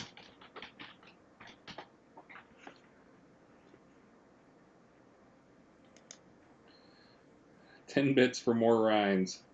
Nice. Let's see. Scammeron. Also, hey, Atos, good seeing you. You guys don't get to see me enough. I'm on all the streams except for just a few. Let you guys be tired. And also, that's if you missed the early part here, I got a new camera. Star said this is the camera he likes now for his streaming. But the problem is I've seen in a couple forums online, so I've kind of got a grayish background behind me. Super ghetto behind me, but I didn't want to clean up. I didn't want to have that big poster thing behind me at all times. But my hair, because I'm an old guy, has some white to it, so I get a little more, like you can see, like the side of my head over here gets cut off and a little weird because I've got like the white grayish part that blends in too much with the background, so my head gets lumpy. Anyways, now you can see me with my head cut out and all the weird stuff going on. Maybe I'll dye my hair just so I can do that. I actually saw some people say that it would help if you wore a hat, which the only hat I had around was the sock monkey hat, and then you can see it does even weirder stuff, like it's cutting off and all that jazz. So, but anyways, you'll be seeing more of me because I'm going to be doing a lot of streaming coming up, trying to pay attention. Oh my goodness, Merrick Dragon, things are awesome with me. I finally built a new gaming rig, i7 with 1080. Whoa! So yeah, so I can finally get above 60 frames a second, so now you don't have to shave your head. Congratulations, long overdue. That's since I'm nearly caught up with questions, that's one of those things in computer science that we refer to as the X factor. That if you build something and the performance isn't quite there, to some extent, like if you just wait long enough, performance will get better on its own because people upgrade. That's actually that's referred to as the X factor, which refers to the very old days X Windows was made. And when X Windows was made, there were basically no machines out there that could run it well. But then over time, machines caught up with X Windows and they could run it again. So that's a little bit of the X factor thing of we'll improve performance by not getting worse and keeping things the same and cramming more content in, and then performance will catch up from video cards and machines catching up. We are trying to improve performance, by the way, but that is a little bit of programmer humor. Dye your hair. Yep. Yeah! I'm all caught up on comments. Let's do something.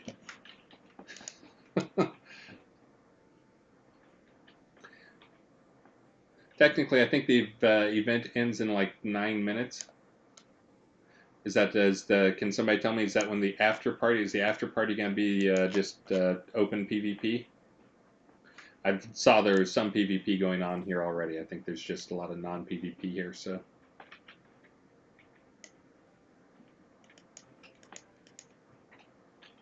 Oh, it looks like Mojito's adjusted his head. And for those, again, who are late to the stream, I've got Mojito over here. He's actually blocking my chat so people can send me tells and stuff without being public knowledge.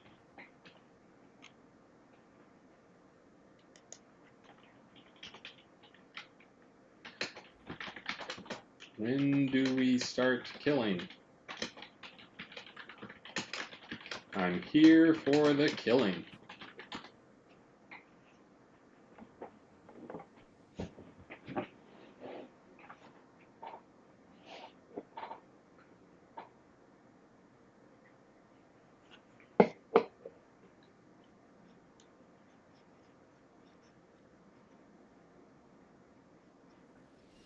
Scammeron, question: will there be a ranked PvP system built into the game? Yes, and I actually have on my short list of things to do is to start a conversation with a couple people, including Antrax and Fizzle and a few others, just because they have a lot of feedback on things. There's already a bit of ranked PvP in the game, and the players have built because we expose a lot of that data to them. But we are actually planning on making a actual in-game system for ranking, for showing off, again, getting more people involved in PvP. And a big part of getting them involved in PvP is actually having trophy and ladder systems. I've just been told we'll be flagging here shortly. Scammeron, well, House of Mangar would love to input. Message me, what name, Scammeron? I'll get you on the list. Should I just go to Mangar?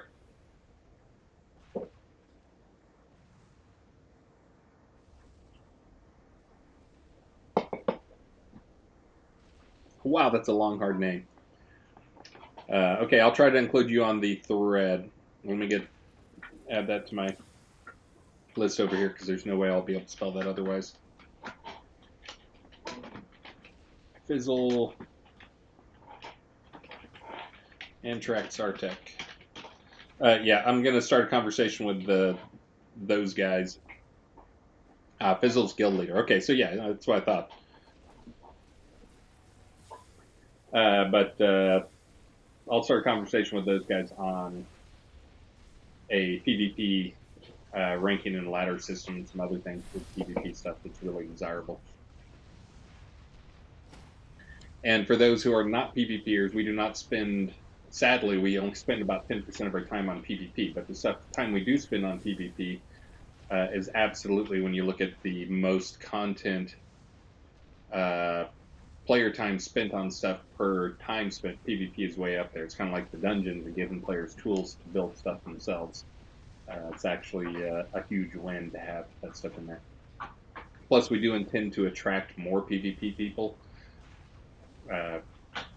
Again, I need to be setting up now so I can do some quick profiling on this stuff. As I mentioned, we need more people in there. Ooh, there we go.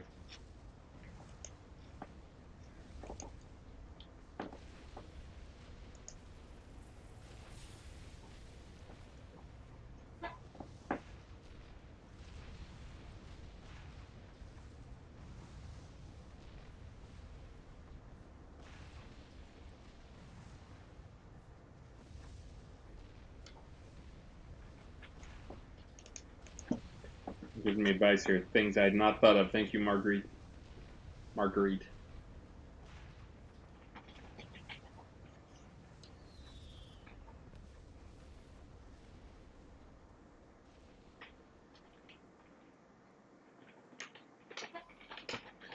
Dev cheat. Zoom.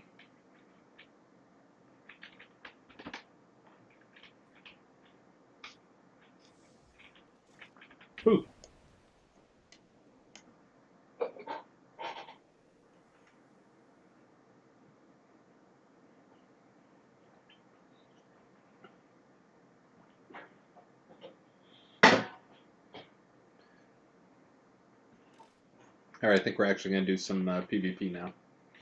Oh, you know what? I should probably actually set up a deck rather than what I have right now, which is nothing.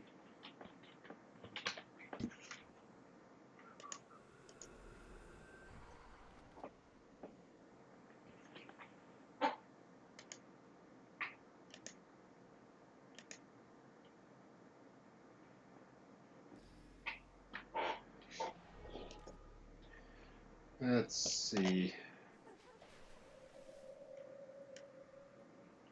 Bam. Bam.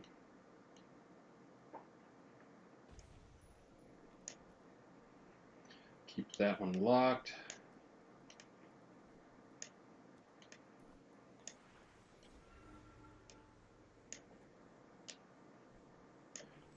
Put that one in everything.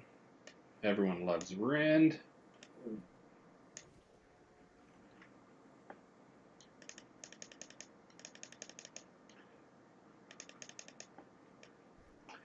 Not sure how many whirling blades I want in there. Go with 2. Oop. Coup de grace.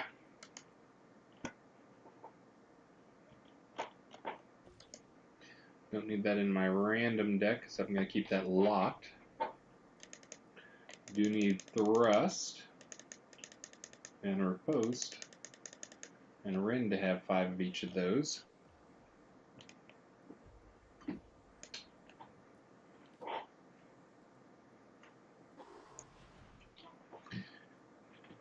And by the way, to my party members who are probably on Discord and can't hear me, I am setting up a deck right now, so if I seem distracted, that's why.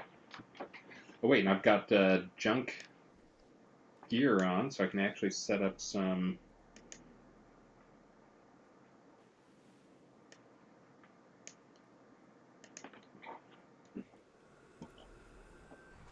set up some air magic.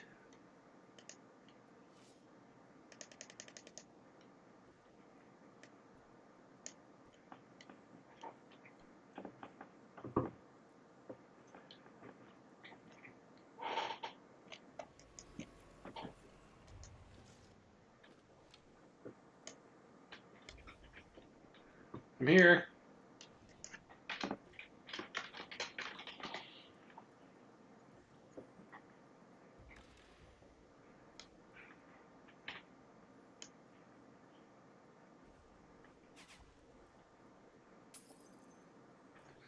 I'm here, Marguerite.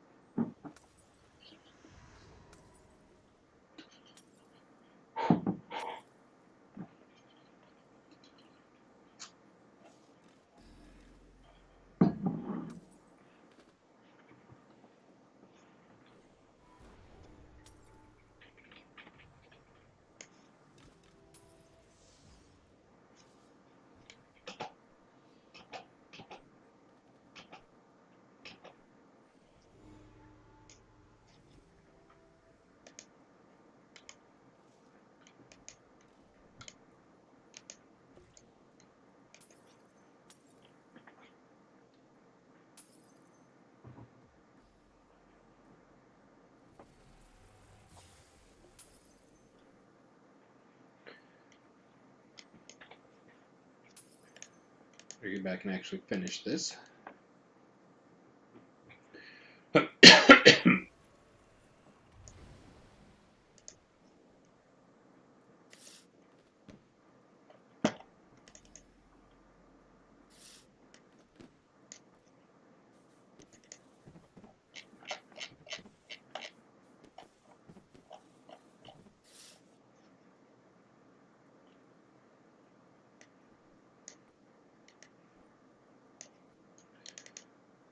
Couple of those.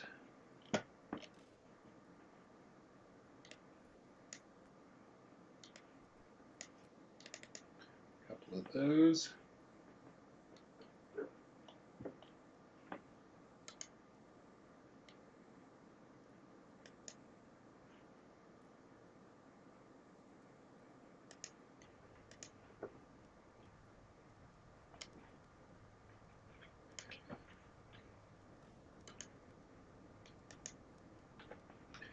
cheat my way out of that.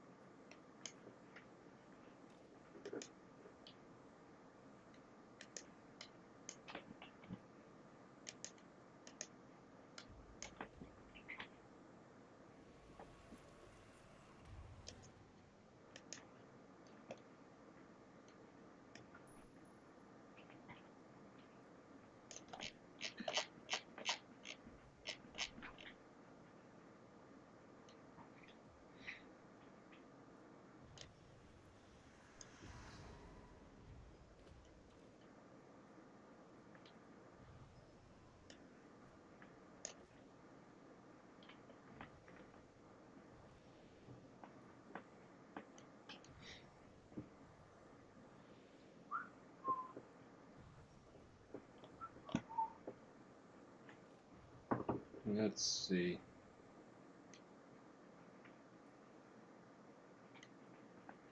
All right, I'm totally not ready here, but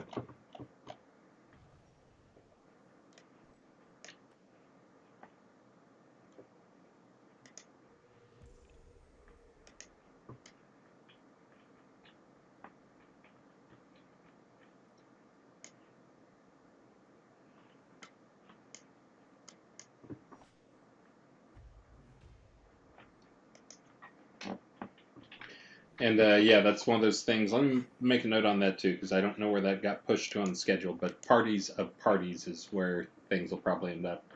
Rather than groups of 20s, we'll have party. You can create parties of parties, so you all behave as if you're together. So all the PvPers can get together in one raid that is a party of a party. Pick up to 8 parties of 8. Do, do, do.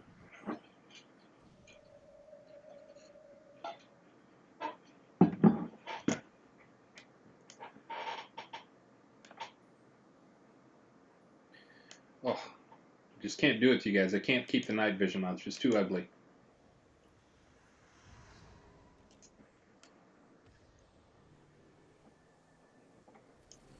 Oh, but if I do that, then it's all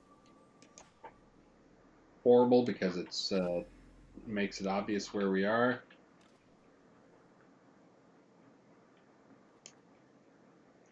All right, everybody look away. Pretend I didn't do this. This is purely for better streaming purposes. Totally not cheating.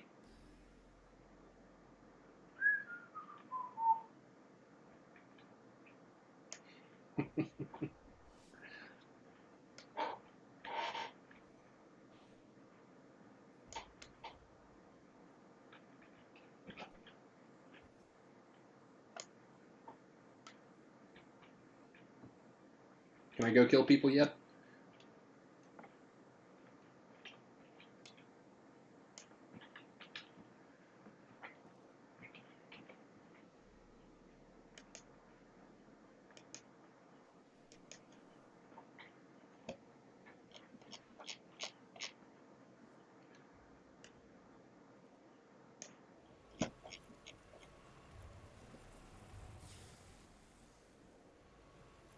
Let's see, where's chaotic feedback?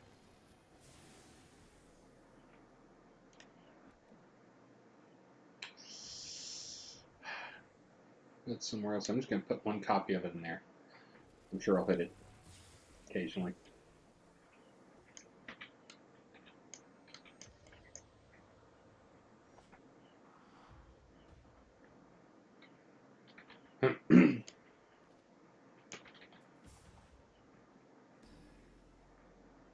All right, that's going to be too infrequent.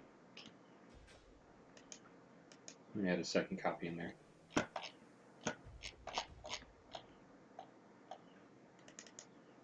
Yes, I should have prepared ahead of time.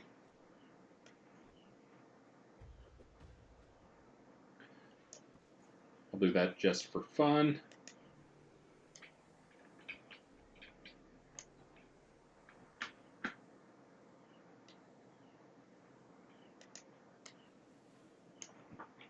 You know what I also probably didn't do is I didn't make blades my specialization. I'll go blades and air.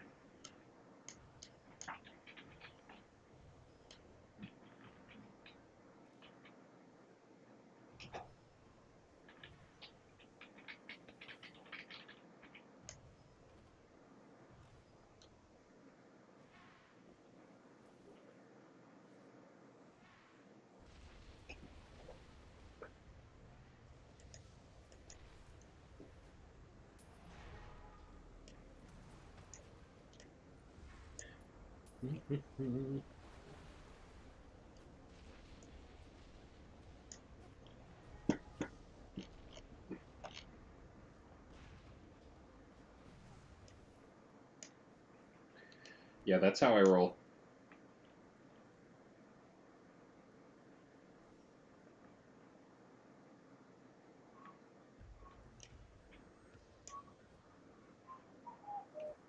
By the way, in case this is too quiet for you, I think everybody else is on Discord, chatting on Discord. I just can't join them for streaming reasons.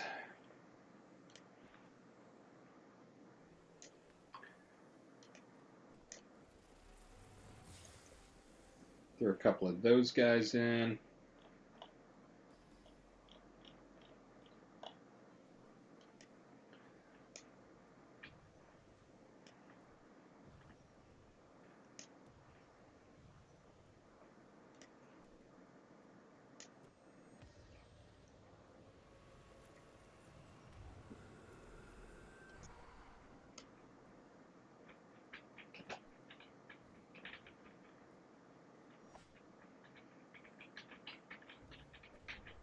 Oh crud, I don't have a douse yet.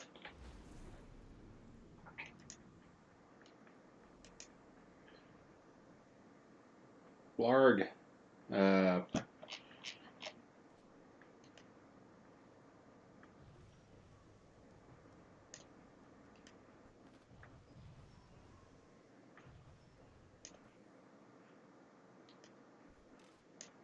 Yeah, who needs Healing Blast?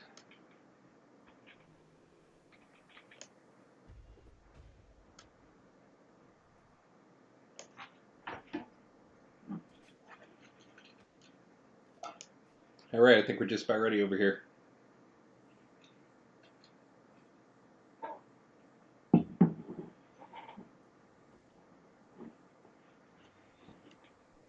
Oh, there's an add a stream marker. I have no idea what these do. I'm going to add one here because I think we're about to start PvPing. Bam! Stream marker added. Again, I'm still trying to figure out all this Twitch stuff. I'm ready enough.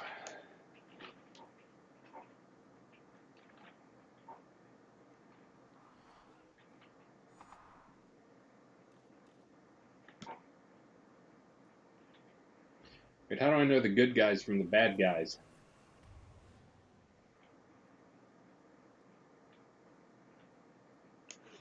Alright, let me go bump that up. Make a note to bump up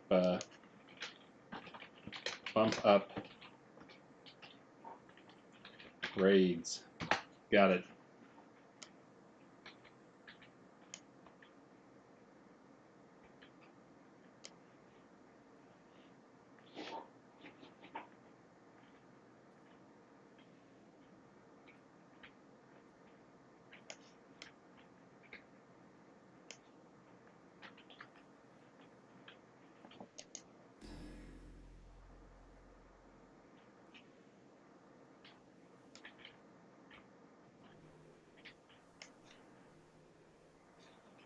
In case people are watching this and actually know what they're doing and see that I do not know what I'm doing, why do I only have 758 hit points, for instance? It's because I'm wearing pirate gear. I thought it was more important to wear pirate gear, and I did not have a chance to go do anything with them or enchant it or get it on anything else, so I should probably like give myself a buff or something. Shh, don't tell anybody. Good guys are going to get a buff.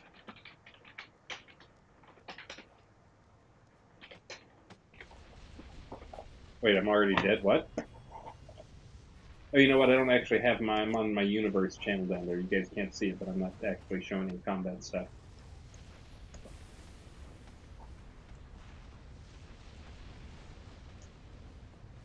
So I didn't even get to see what killed me.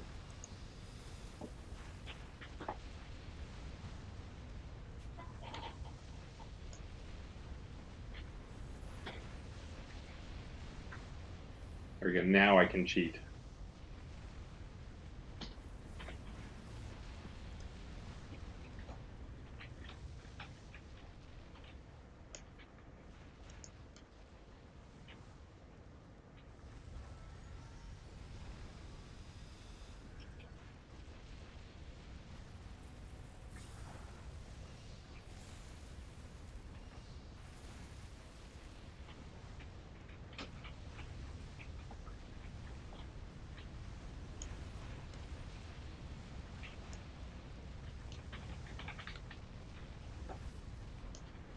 All right.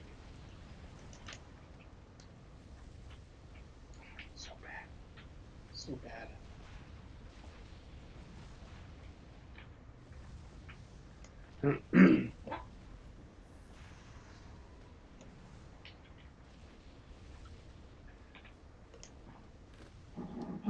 How did we let a bunch of hardcore PvPers trick a bunch of non-PvPers to come out and fight them? I'm not sure how that happened.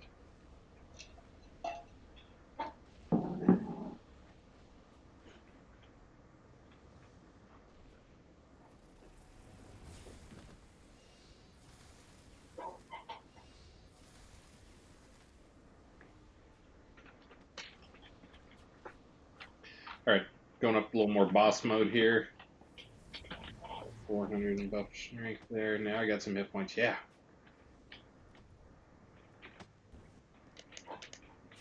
Except that may be my own people there. Oh no, I think that's.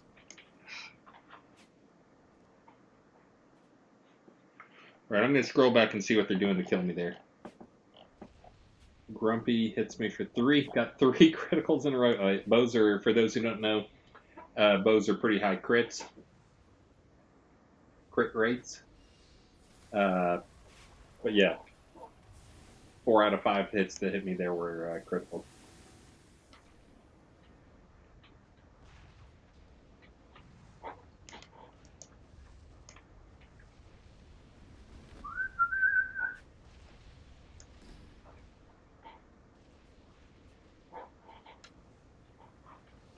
All right, I'm just going to run away and try to regroup.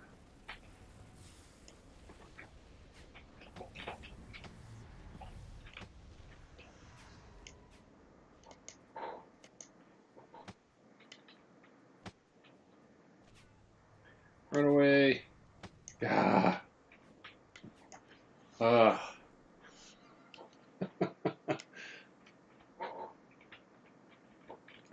So to be fair, I am not wearing any gear, have no resist. That may be what I need to do is actually give myself some resist and some stuff. Yeah, Mac is doing way better than me, and Devil Colt. But I do have, I'm the only guy out there that has the dev name up there. So I'm a little bit of a target. And also, people want to kill me because I'm on a stream. That's what I'm going with. They're stream sniping me so they can be famous. That's why they're after me. And that's why I'm dying. Oh, look, there's somebody waiting right there. I see you. Oh, can I get a one-on-one chance? Oh, no, that's even a friendly.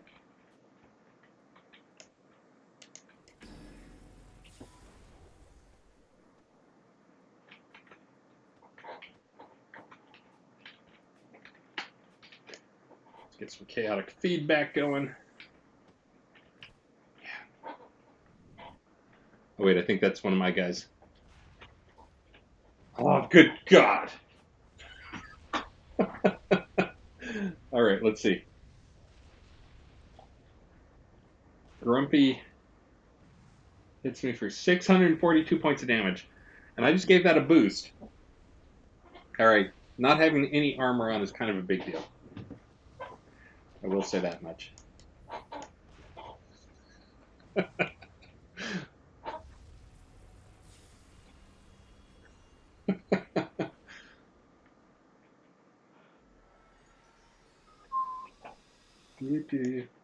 Yeah, resurrect me. There you go.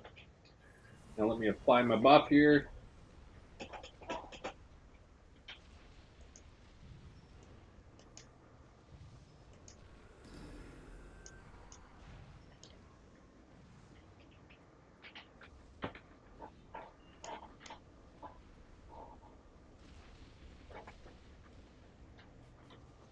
Wish I knew the actual names of people.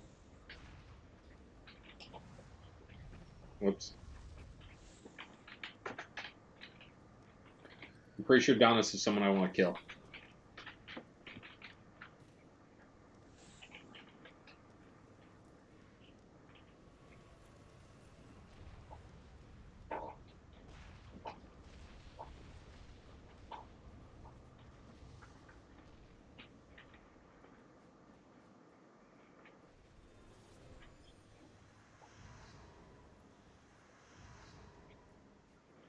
Yeah, really, the things I'm having trouble because I don't know which guys I'm supposed to kill. So again, that whole groups of groups thing, as I noted, I just made bump that up in priority.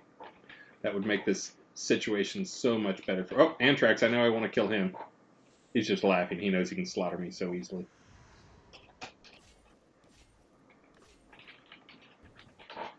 Yes, yes, yes. Ah!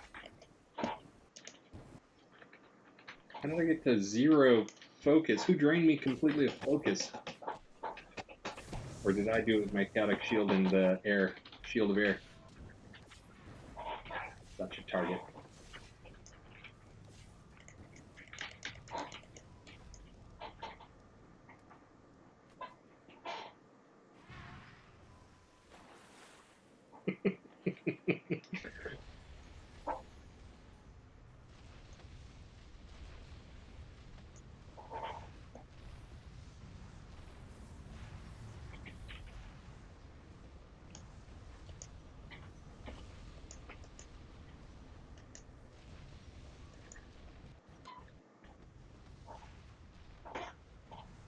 Oh, I just want to get one hit.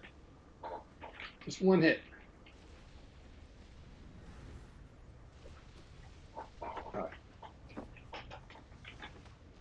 Wait, Crowquills is on our. Nope, Crowquills is not on our side. No, Crowquills. I thought he was on.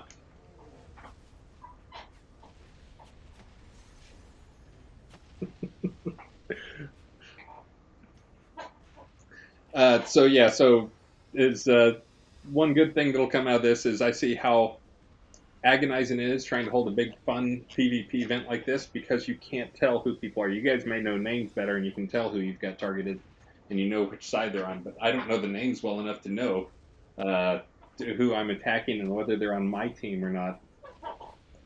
At the very least, there's got to be some like red shirts, blue shirts type stuff that we can do. I wonder how many skulls of me people have. Oh, look at that. That's quite attractive.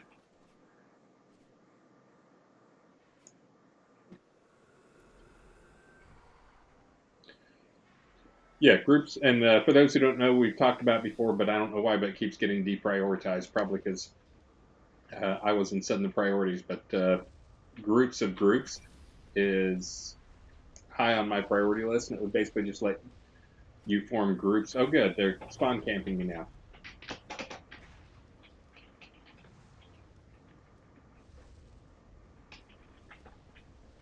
Great. Exactly what I needed.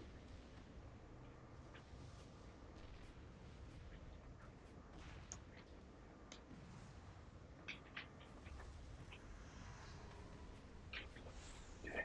I can do it.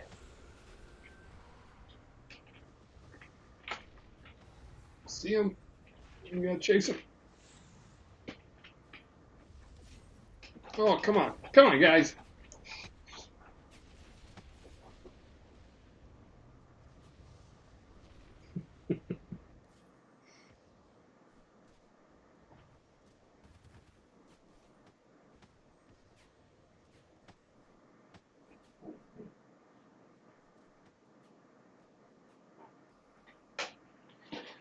Hmm.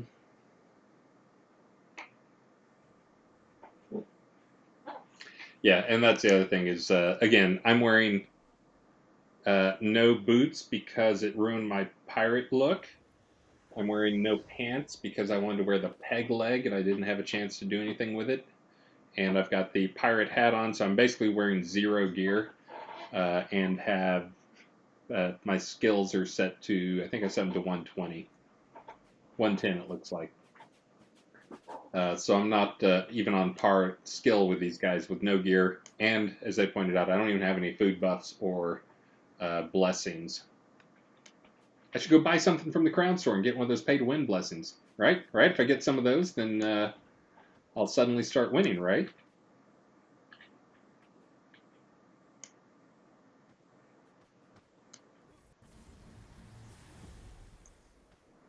Well, I'm going to go do that right now. Yeah. That tree right there. I want that tree. Give me a buff. And a table. Bam. Now I got some buffs going on.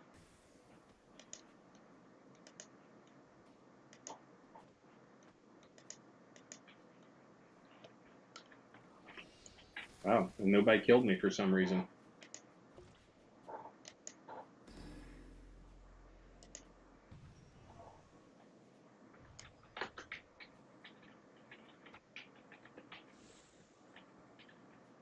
I don't know if that person's on my team or the other team, but I'm just going to start doing some damage to people. Yeah.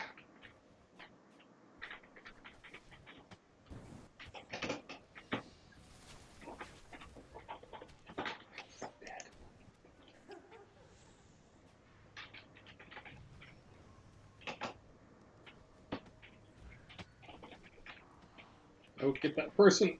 Oh. Oh yeah, well I've got this crazy town stuff going on. That reminds me, I need to turn in here.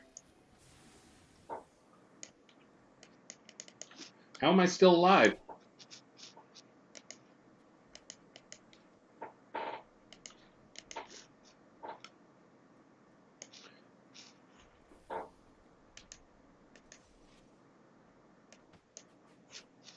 There we go. Now I'm going to go. If you see my frame rate just went to crazy town slow, that is because I'm taking a few profile snapshots. So don't panic. I know you're all worried about this and panicking because my frame rate is low, but I'm just doing some profiling. Bam, captured. Okay, back to normal. Wait, can I? Who's doing that? Oh, that's somebody healing me. Gee, I wonder if they're on my team.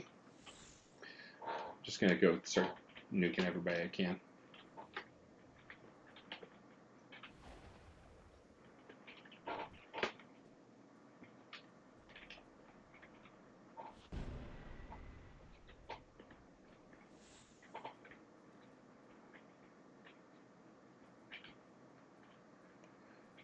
Yeah, I should have looked at names a little more.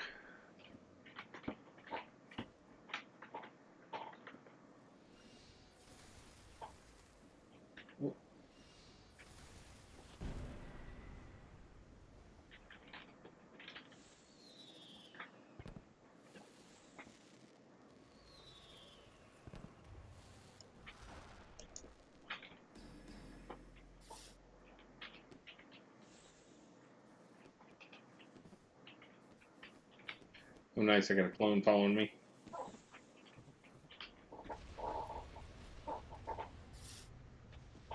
She is probably on my team. I think I got the best chance of winning against her.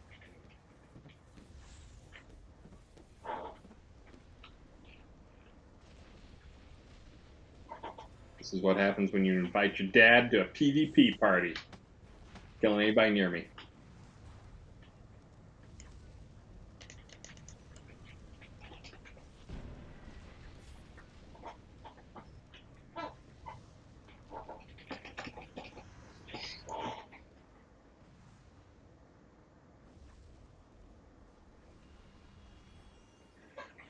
Oh, look how many buffs Mac has compared to me. Blessing, blessing, blessing, blessing, blessing, blessing, blessing. Obsidian potions.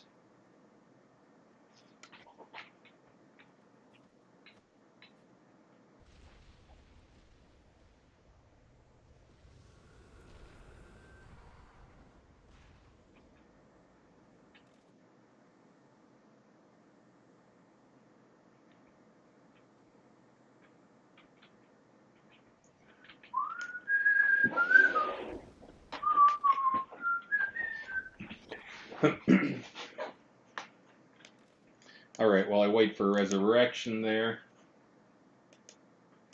let me check to see what's blowing up.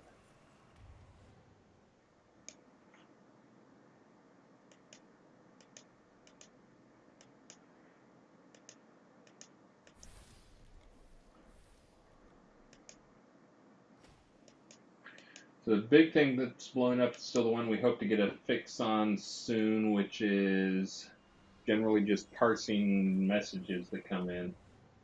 For those who are wondering, just there's like in this one frame in particular, I got 106 messages, events that came in.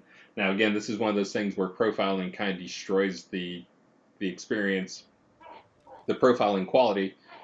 For those who don't know much about profiling, because when you profile, it changes the equation. That's one of those things, science guys will talk about all the time, is you can't measure something without changing it somewhat. So in profiling, that's actually true as well, because you slow down the frame rate. And what that ends up doing is piling more and more of these events into specific frames. So you got fewer frames over the same amount of time because it's slowed down for profiling, which means that now those frames have a lot more going on. They've got to do more physics updates and all these things that are proportional to the amount of time spent, which is stuff like, again, physics updates is one of them. Audio stuff, you always got to do audio stuff, and it's got to, obviously has a playback rate, but also messages and events and stuff like that, where we handle the events coming in from other players. All that stuff is, it's not per frame, it's based on time. So you get into this kind of a spiral where the bad performance, ends up making performance worse. So that's a little bit of what I'm seeing here. But yeah, 106 calls to the dispatch event. So, and then the other thing is there's a lot of garbage collection. That's one of those that we're still looking for a way. The biggest chunk of garbage collection we have left is in our messaging and our event system that we're trying to clean up.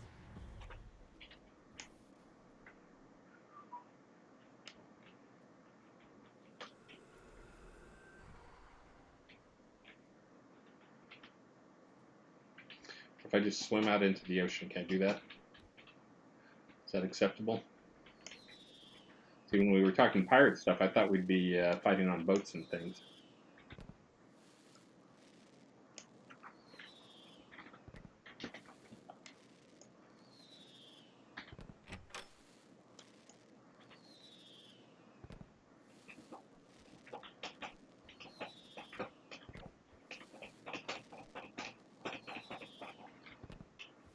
Why can't I get on board?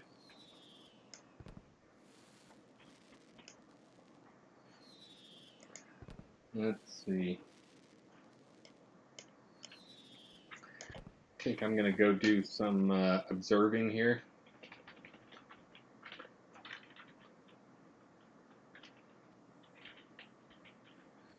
I'll even leave myself visible. Looks like there's a non-PvP person there.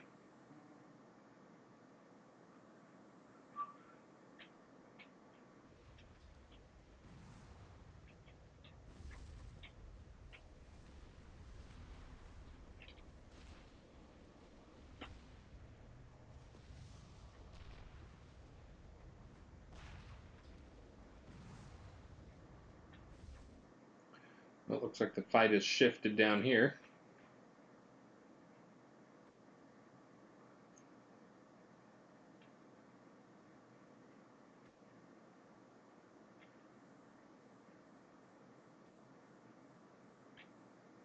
Oh, that's nice.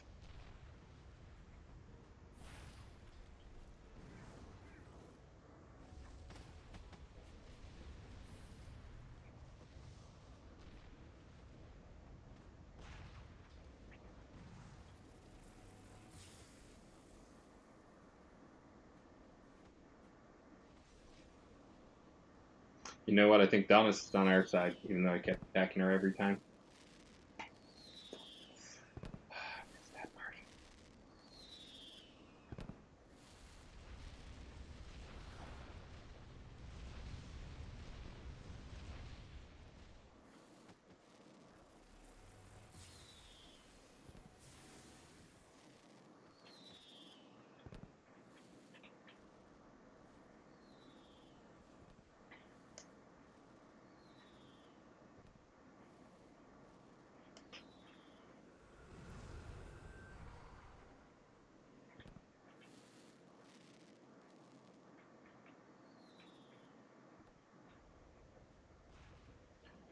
Yep, looks like the fight is shifting. Here's me.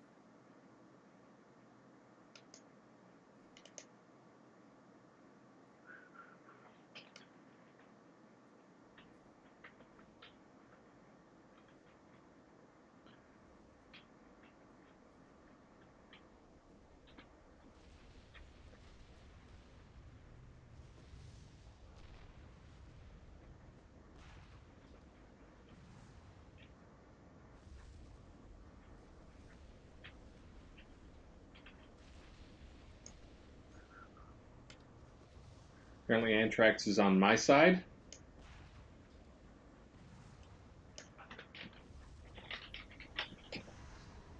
Here, I'll put a stop to the fight.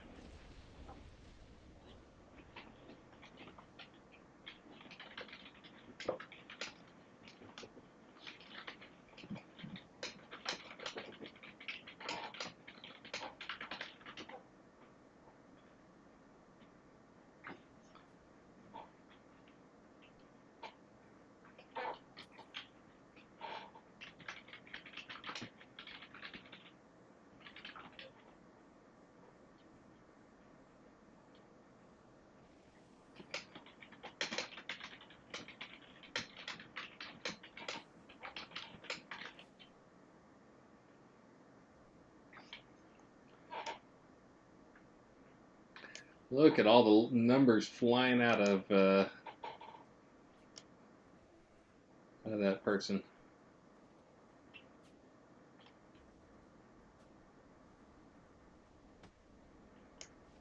Oh, burn. Anthrax says, still faster than Legend of Area Combat. I have not had the opportunity to play Legends of Area that much, but that's... Anyways. I'll refrain from expressing comments on them.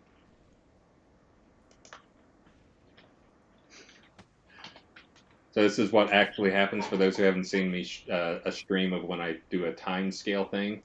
Is everybody just starts jumping around and doing flips and stuff like that. Yeah, there's Anthrax doing a roll. Everybody likes watching the animations in slow-mo.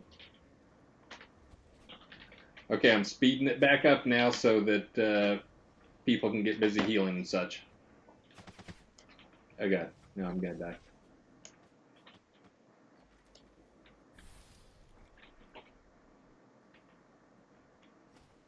Wouldn't dare attack me in the Oracle Chamber. Wouldn't dare.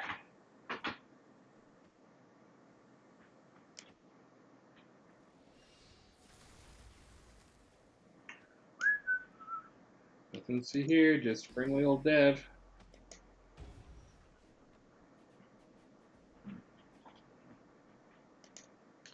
Yep. Just a little Dev, nothing to see here.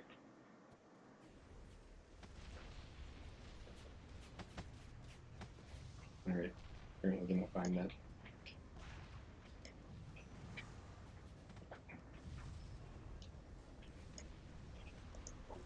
Oh yeah, I'm on fire. I should probably put that out, huh?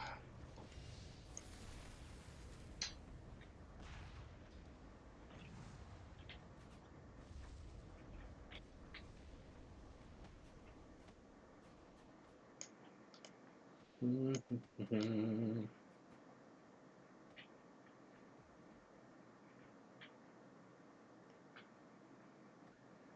do, do, do.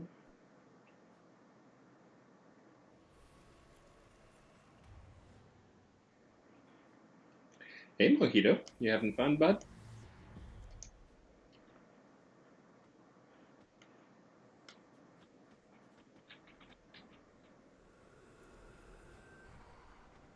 Again, I don't know which guys are my friends. I think that guy's my friend. I think Gia might be my friend. I don't know that name.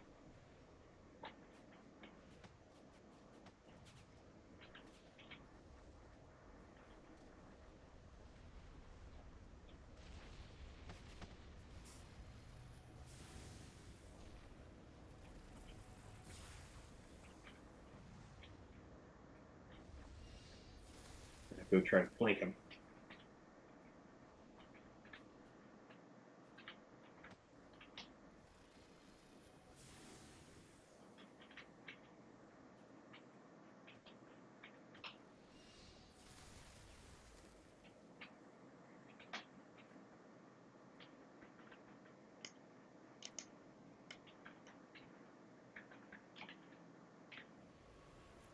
Really hard for people on streaming stuff to sneak up on those other guys. Yeah, I've determined that Antrax is my friend. Oh, I think I just outed him. I think that was him over there.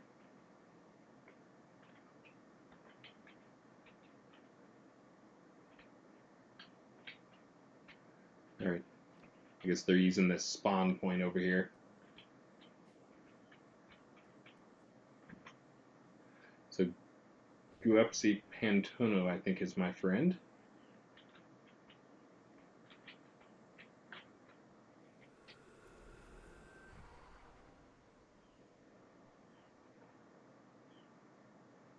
Don't know who that is. They're probably up in the castle.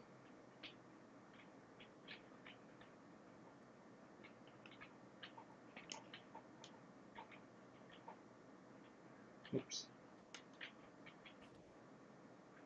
Ah.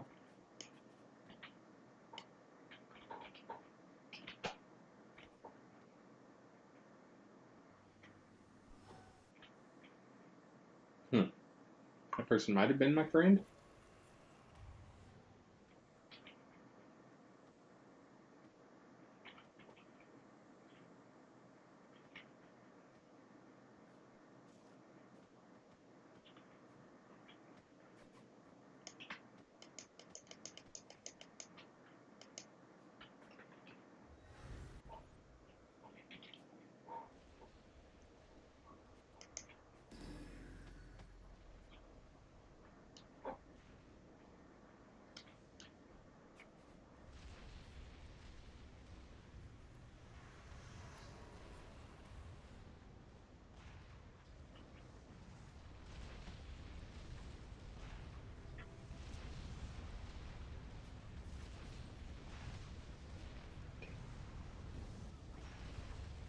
Don't know who's my friend. That person's my friend. Rix is my friend.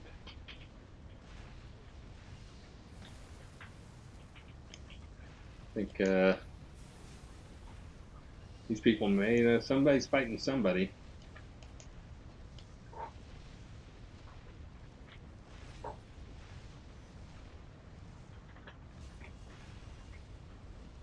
Alright, that person was not my friend. Got it.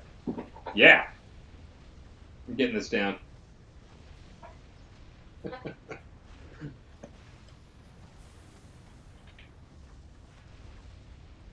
Again, for those who are watching, the other guys have a pretty big advantage of me. The biggest advantage is the least obvious, which is I don't know the players' names well enough to know who's in what guild and to know who is actually a friend and who is not a friend.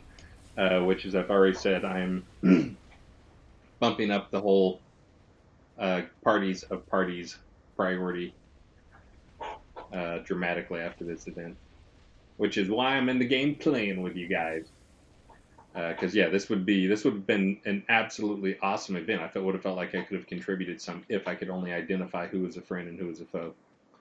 I cannot, because I don't know the names well enough to know who's House of Mangar and who's not.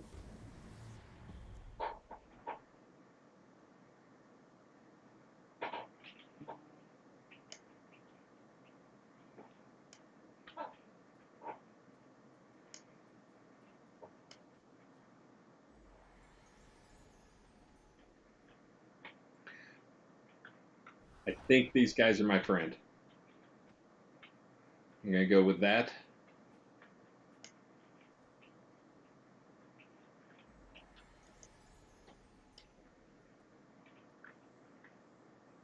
The Syndicate. I think that's my friend.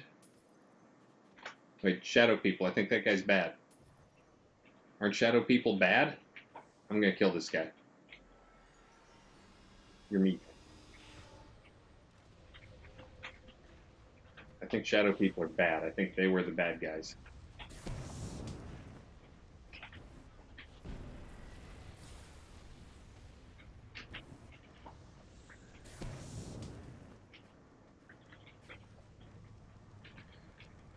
Why am I not dead yet? There we go. Now it's taken care of. You do. Da-na-na-na.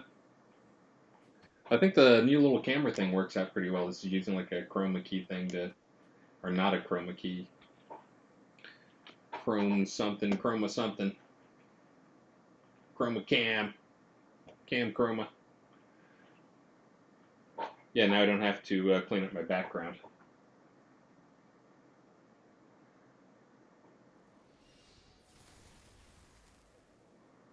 Do. Da-na-na-na. All right, I'm going to go back over and answer some questions here. Those guys can get back to killing me. Let me pull up my chat thing and see how far behind I am. I'll start down here at the bottom. Shadow people must perish. Yes, that is true. And hey, Treewalk, you probably know this already, but I unbanned you from Twitch. Obviously, since you're here talking.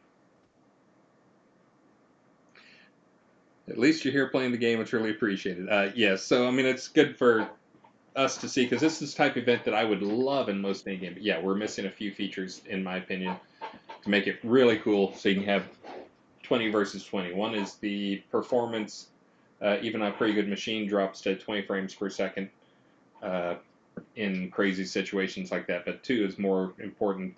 I don't know who my friends are and who my enemies are, and having ways to, having a way to figure that out would be super nice. Basically, I just have to look at everybody and try to figure out if they're in a guild I know. Soda Vespers, I was showing 10 frames per second. Yeah, I can show, let me see if I can show a screen.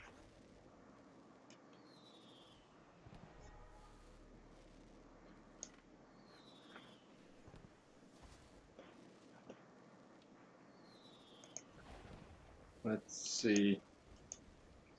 Yeah, from my profile, it looks like probably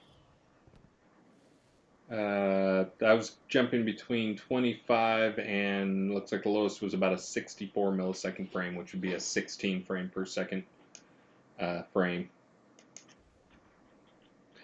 But the good news is there's different stuff that shows up here that we can actually see a little bit better when we have this type stuff. Trying to see what some of these things are. So some of these will be fixed by the incremental garbage collection we got coming up.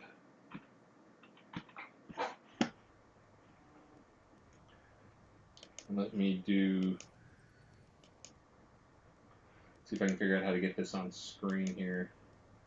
Window capture, profiler.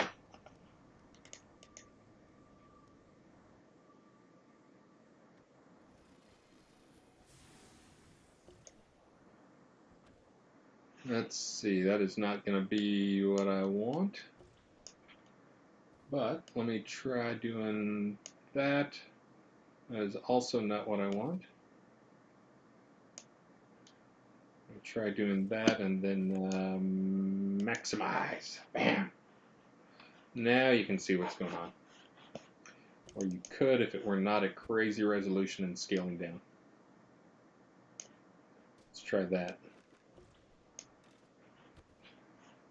for the nerds at home. So again, the thing you have to ignore is like the post profiler in frame is basically this 230 millisecond clunk of time they add on that's being caused by the profiler. This one actually ended up being pretty much the worst frame I found so far. But again, executing runes is pretty much the big thing. Just dealing with commands coming in, playing up effects. The garbage collection as a result of that in this frame was a huge one, but again, it didn't eat much time, 0.12 milliseconds. It's just, we shouldn't be having that much garbage collection, so that means that much allocation is going on. The player update is not that bad. That's one that we've actually spent a fair amount of time updating. There's some of these things, like these are also minor, 0.01, 2.0. Update owned is another one that is a, there's no reason that should be big like that. Let's see if that vanishes. Yeah, it's only once in a while. Update effects is another millisecond. You can see that one actually spikes a little bit over here on the right hand side. I think you guys can see that. Let's see. Good thing I'm spending a half millisecond on AI merchant pot updates while I'm in the middle of combat. That's just one that's downside of doing battles in pots. We probably can't get that much lower, but that is one we could be moving into more threaded stuff. I appreciate everybody not killing me while I'm standing here, too. That's very nice of you guys.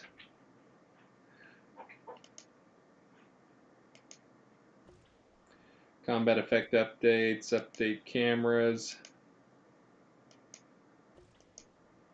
Surprised that one is that high. I'll have to look into that. But anyways, I'll save this profile out so we can actually do more digging into it and find some of these things. And the most likely cases, there's some big things we know that we've got fixes coming for. But the most likely thing is, there's a lot of these things that are in the 0.2, 0.4, 0.2, 0.4 in these crazy situations that will nibble away at those and get those all down. And when you're talking about performance and this stuff, a lot of times you're not looking for giant gains. You're looking for half millisecond here, half millisecond there. But the real thing we're looking for in this type profile and why this is valuable is seeing what things don't scale in actual combat situations, because obviously combat is what we care about, keeping the frame rate up the most for. And at least for some people, if people were saying they were getting down to 7, then they were probably they're on that's probably a GPU bound issue, not a CPU bound issue. But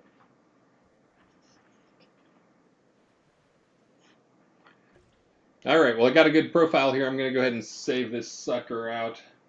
Bam. That did not go away like I thought it would.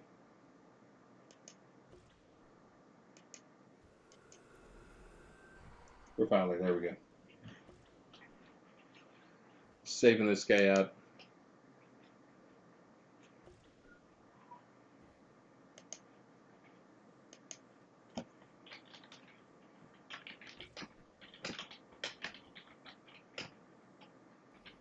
Oh, let me see how many people were there too, I guess. It's another one for fun.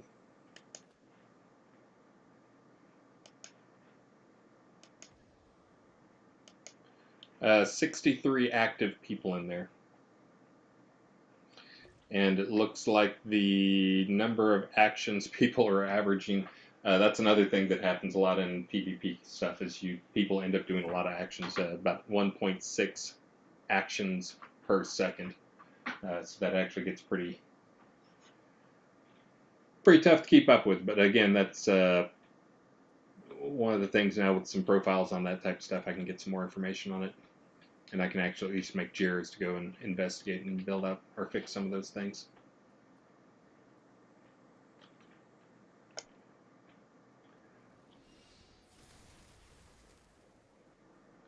But we are way past the time when we were gonna think things were supposed to be over. I wonder if it's quitting. I've got to go make lunch for my family. But I think I'm supposed to give out a skull or something. I turn off combat.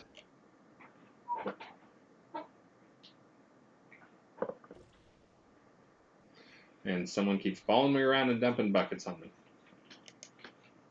Oh, I see you there, Terry Crews. Oh, looks like there's two people.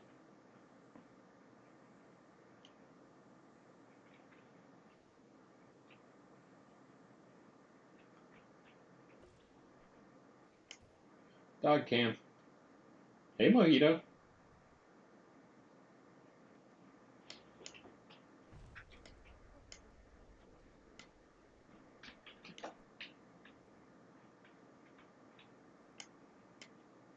Well, it looks like most of my party actually vanished here, so I'm going to go ahead and bail out of my party and un-PvP.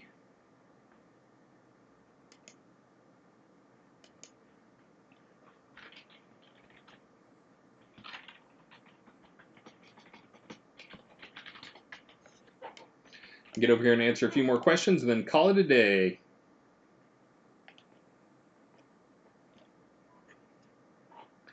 Your next streaming setup challenge is to make some announcements for cheer and subscriber events. Oh, yeah. Yeah, I know everybody else does that, so.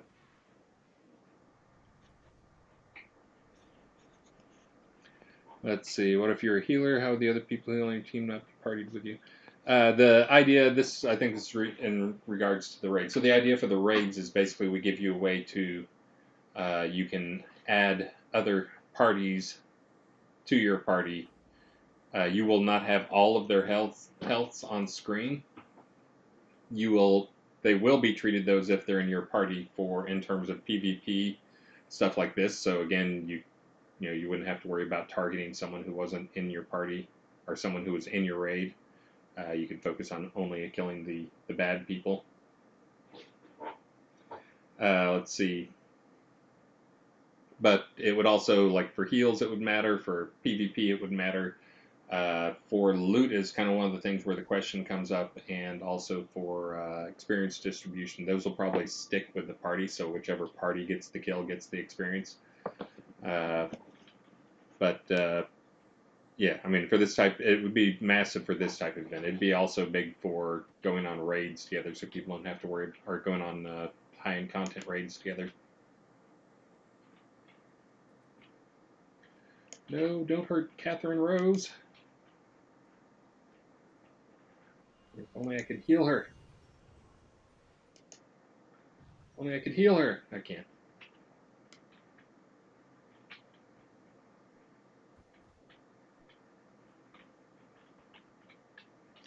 But anyways, headed towards my stream and affiliate thing here. Woohoo! Whatever that means.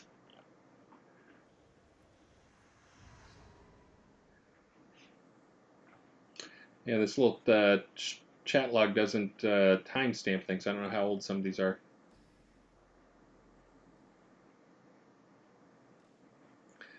T-Branch asks, Atos is a dev. Are your stats emitted from the API? Let's see. No, I just haven't turned it on. There you go. I just turned on my stats. Yeah, I'm going to climb my way up the rankings and Apple Rust's PvP stuff. Getting on up there.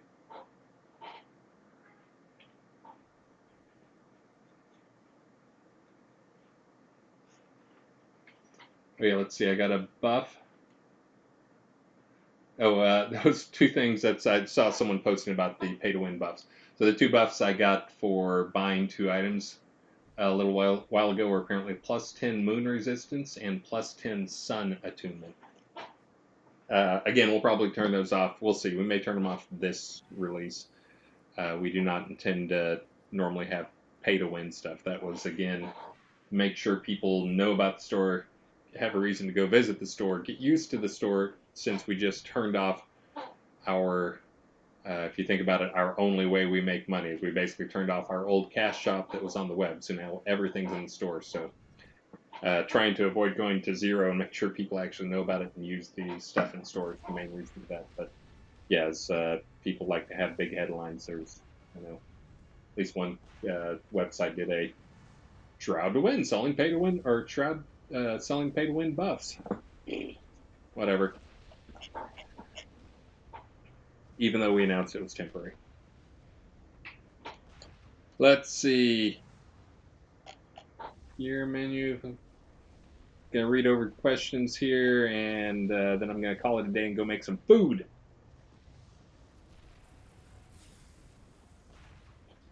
Let's see. Need a craftable hook hand that does a root, grabs and holds enemies for a few seconds. That was actually something I'd looked into putting into the pole arms stuff when I was doing the tridents.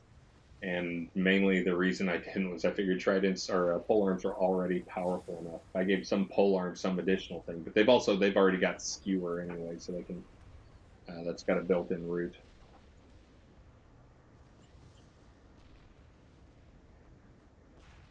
Red names versus blue names. All right, well I am going to be calling it a day here shortly. People were asking for my skull. I'm going to take a wild guess and say you got a few. But I am about to call it a day unless somebody has some more questions to come up quick.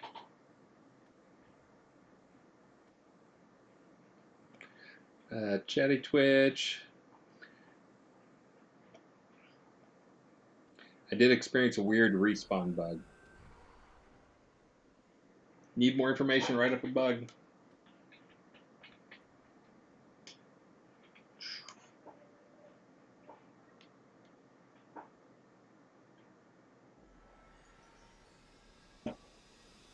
All right, guys. I am going to be calling it a day here.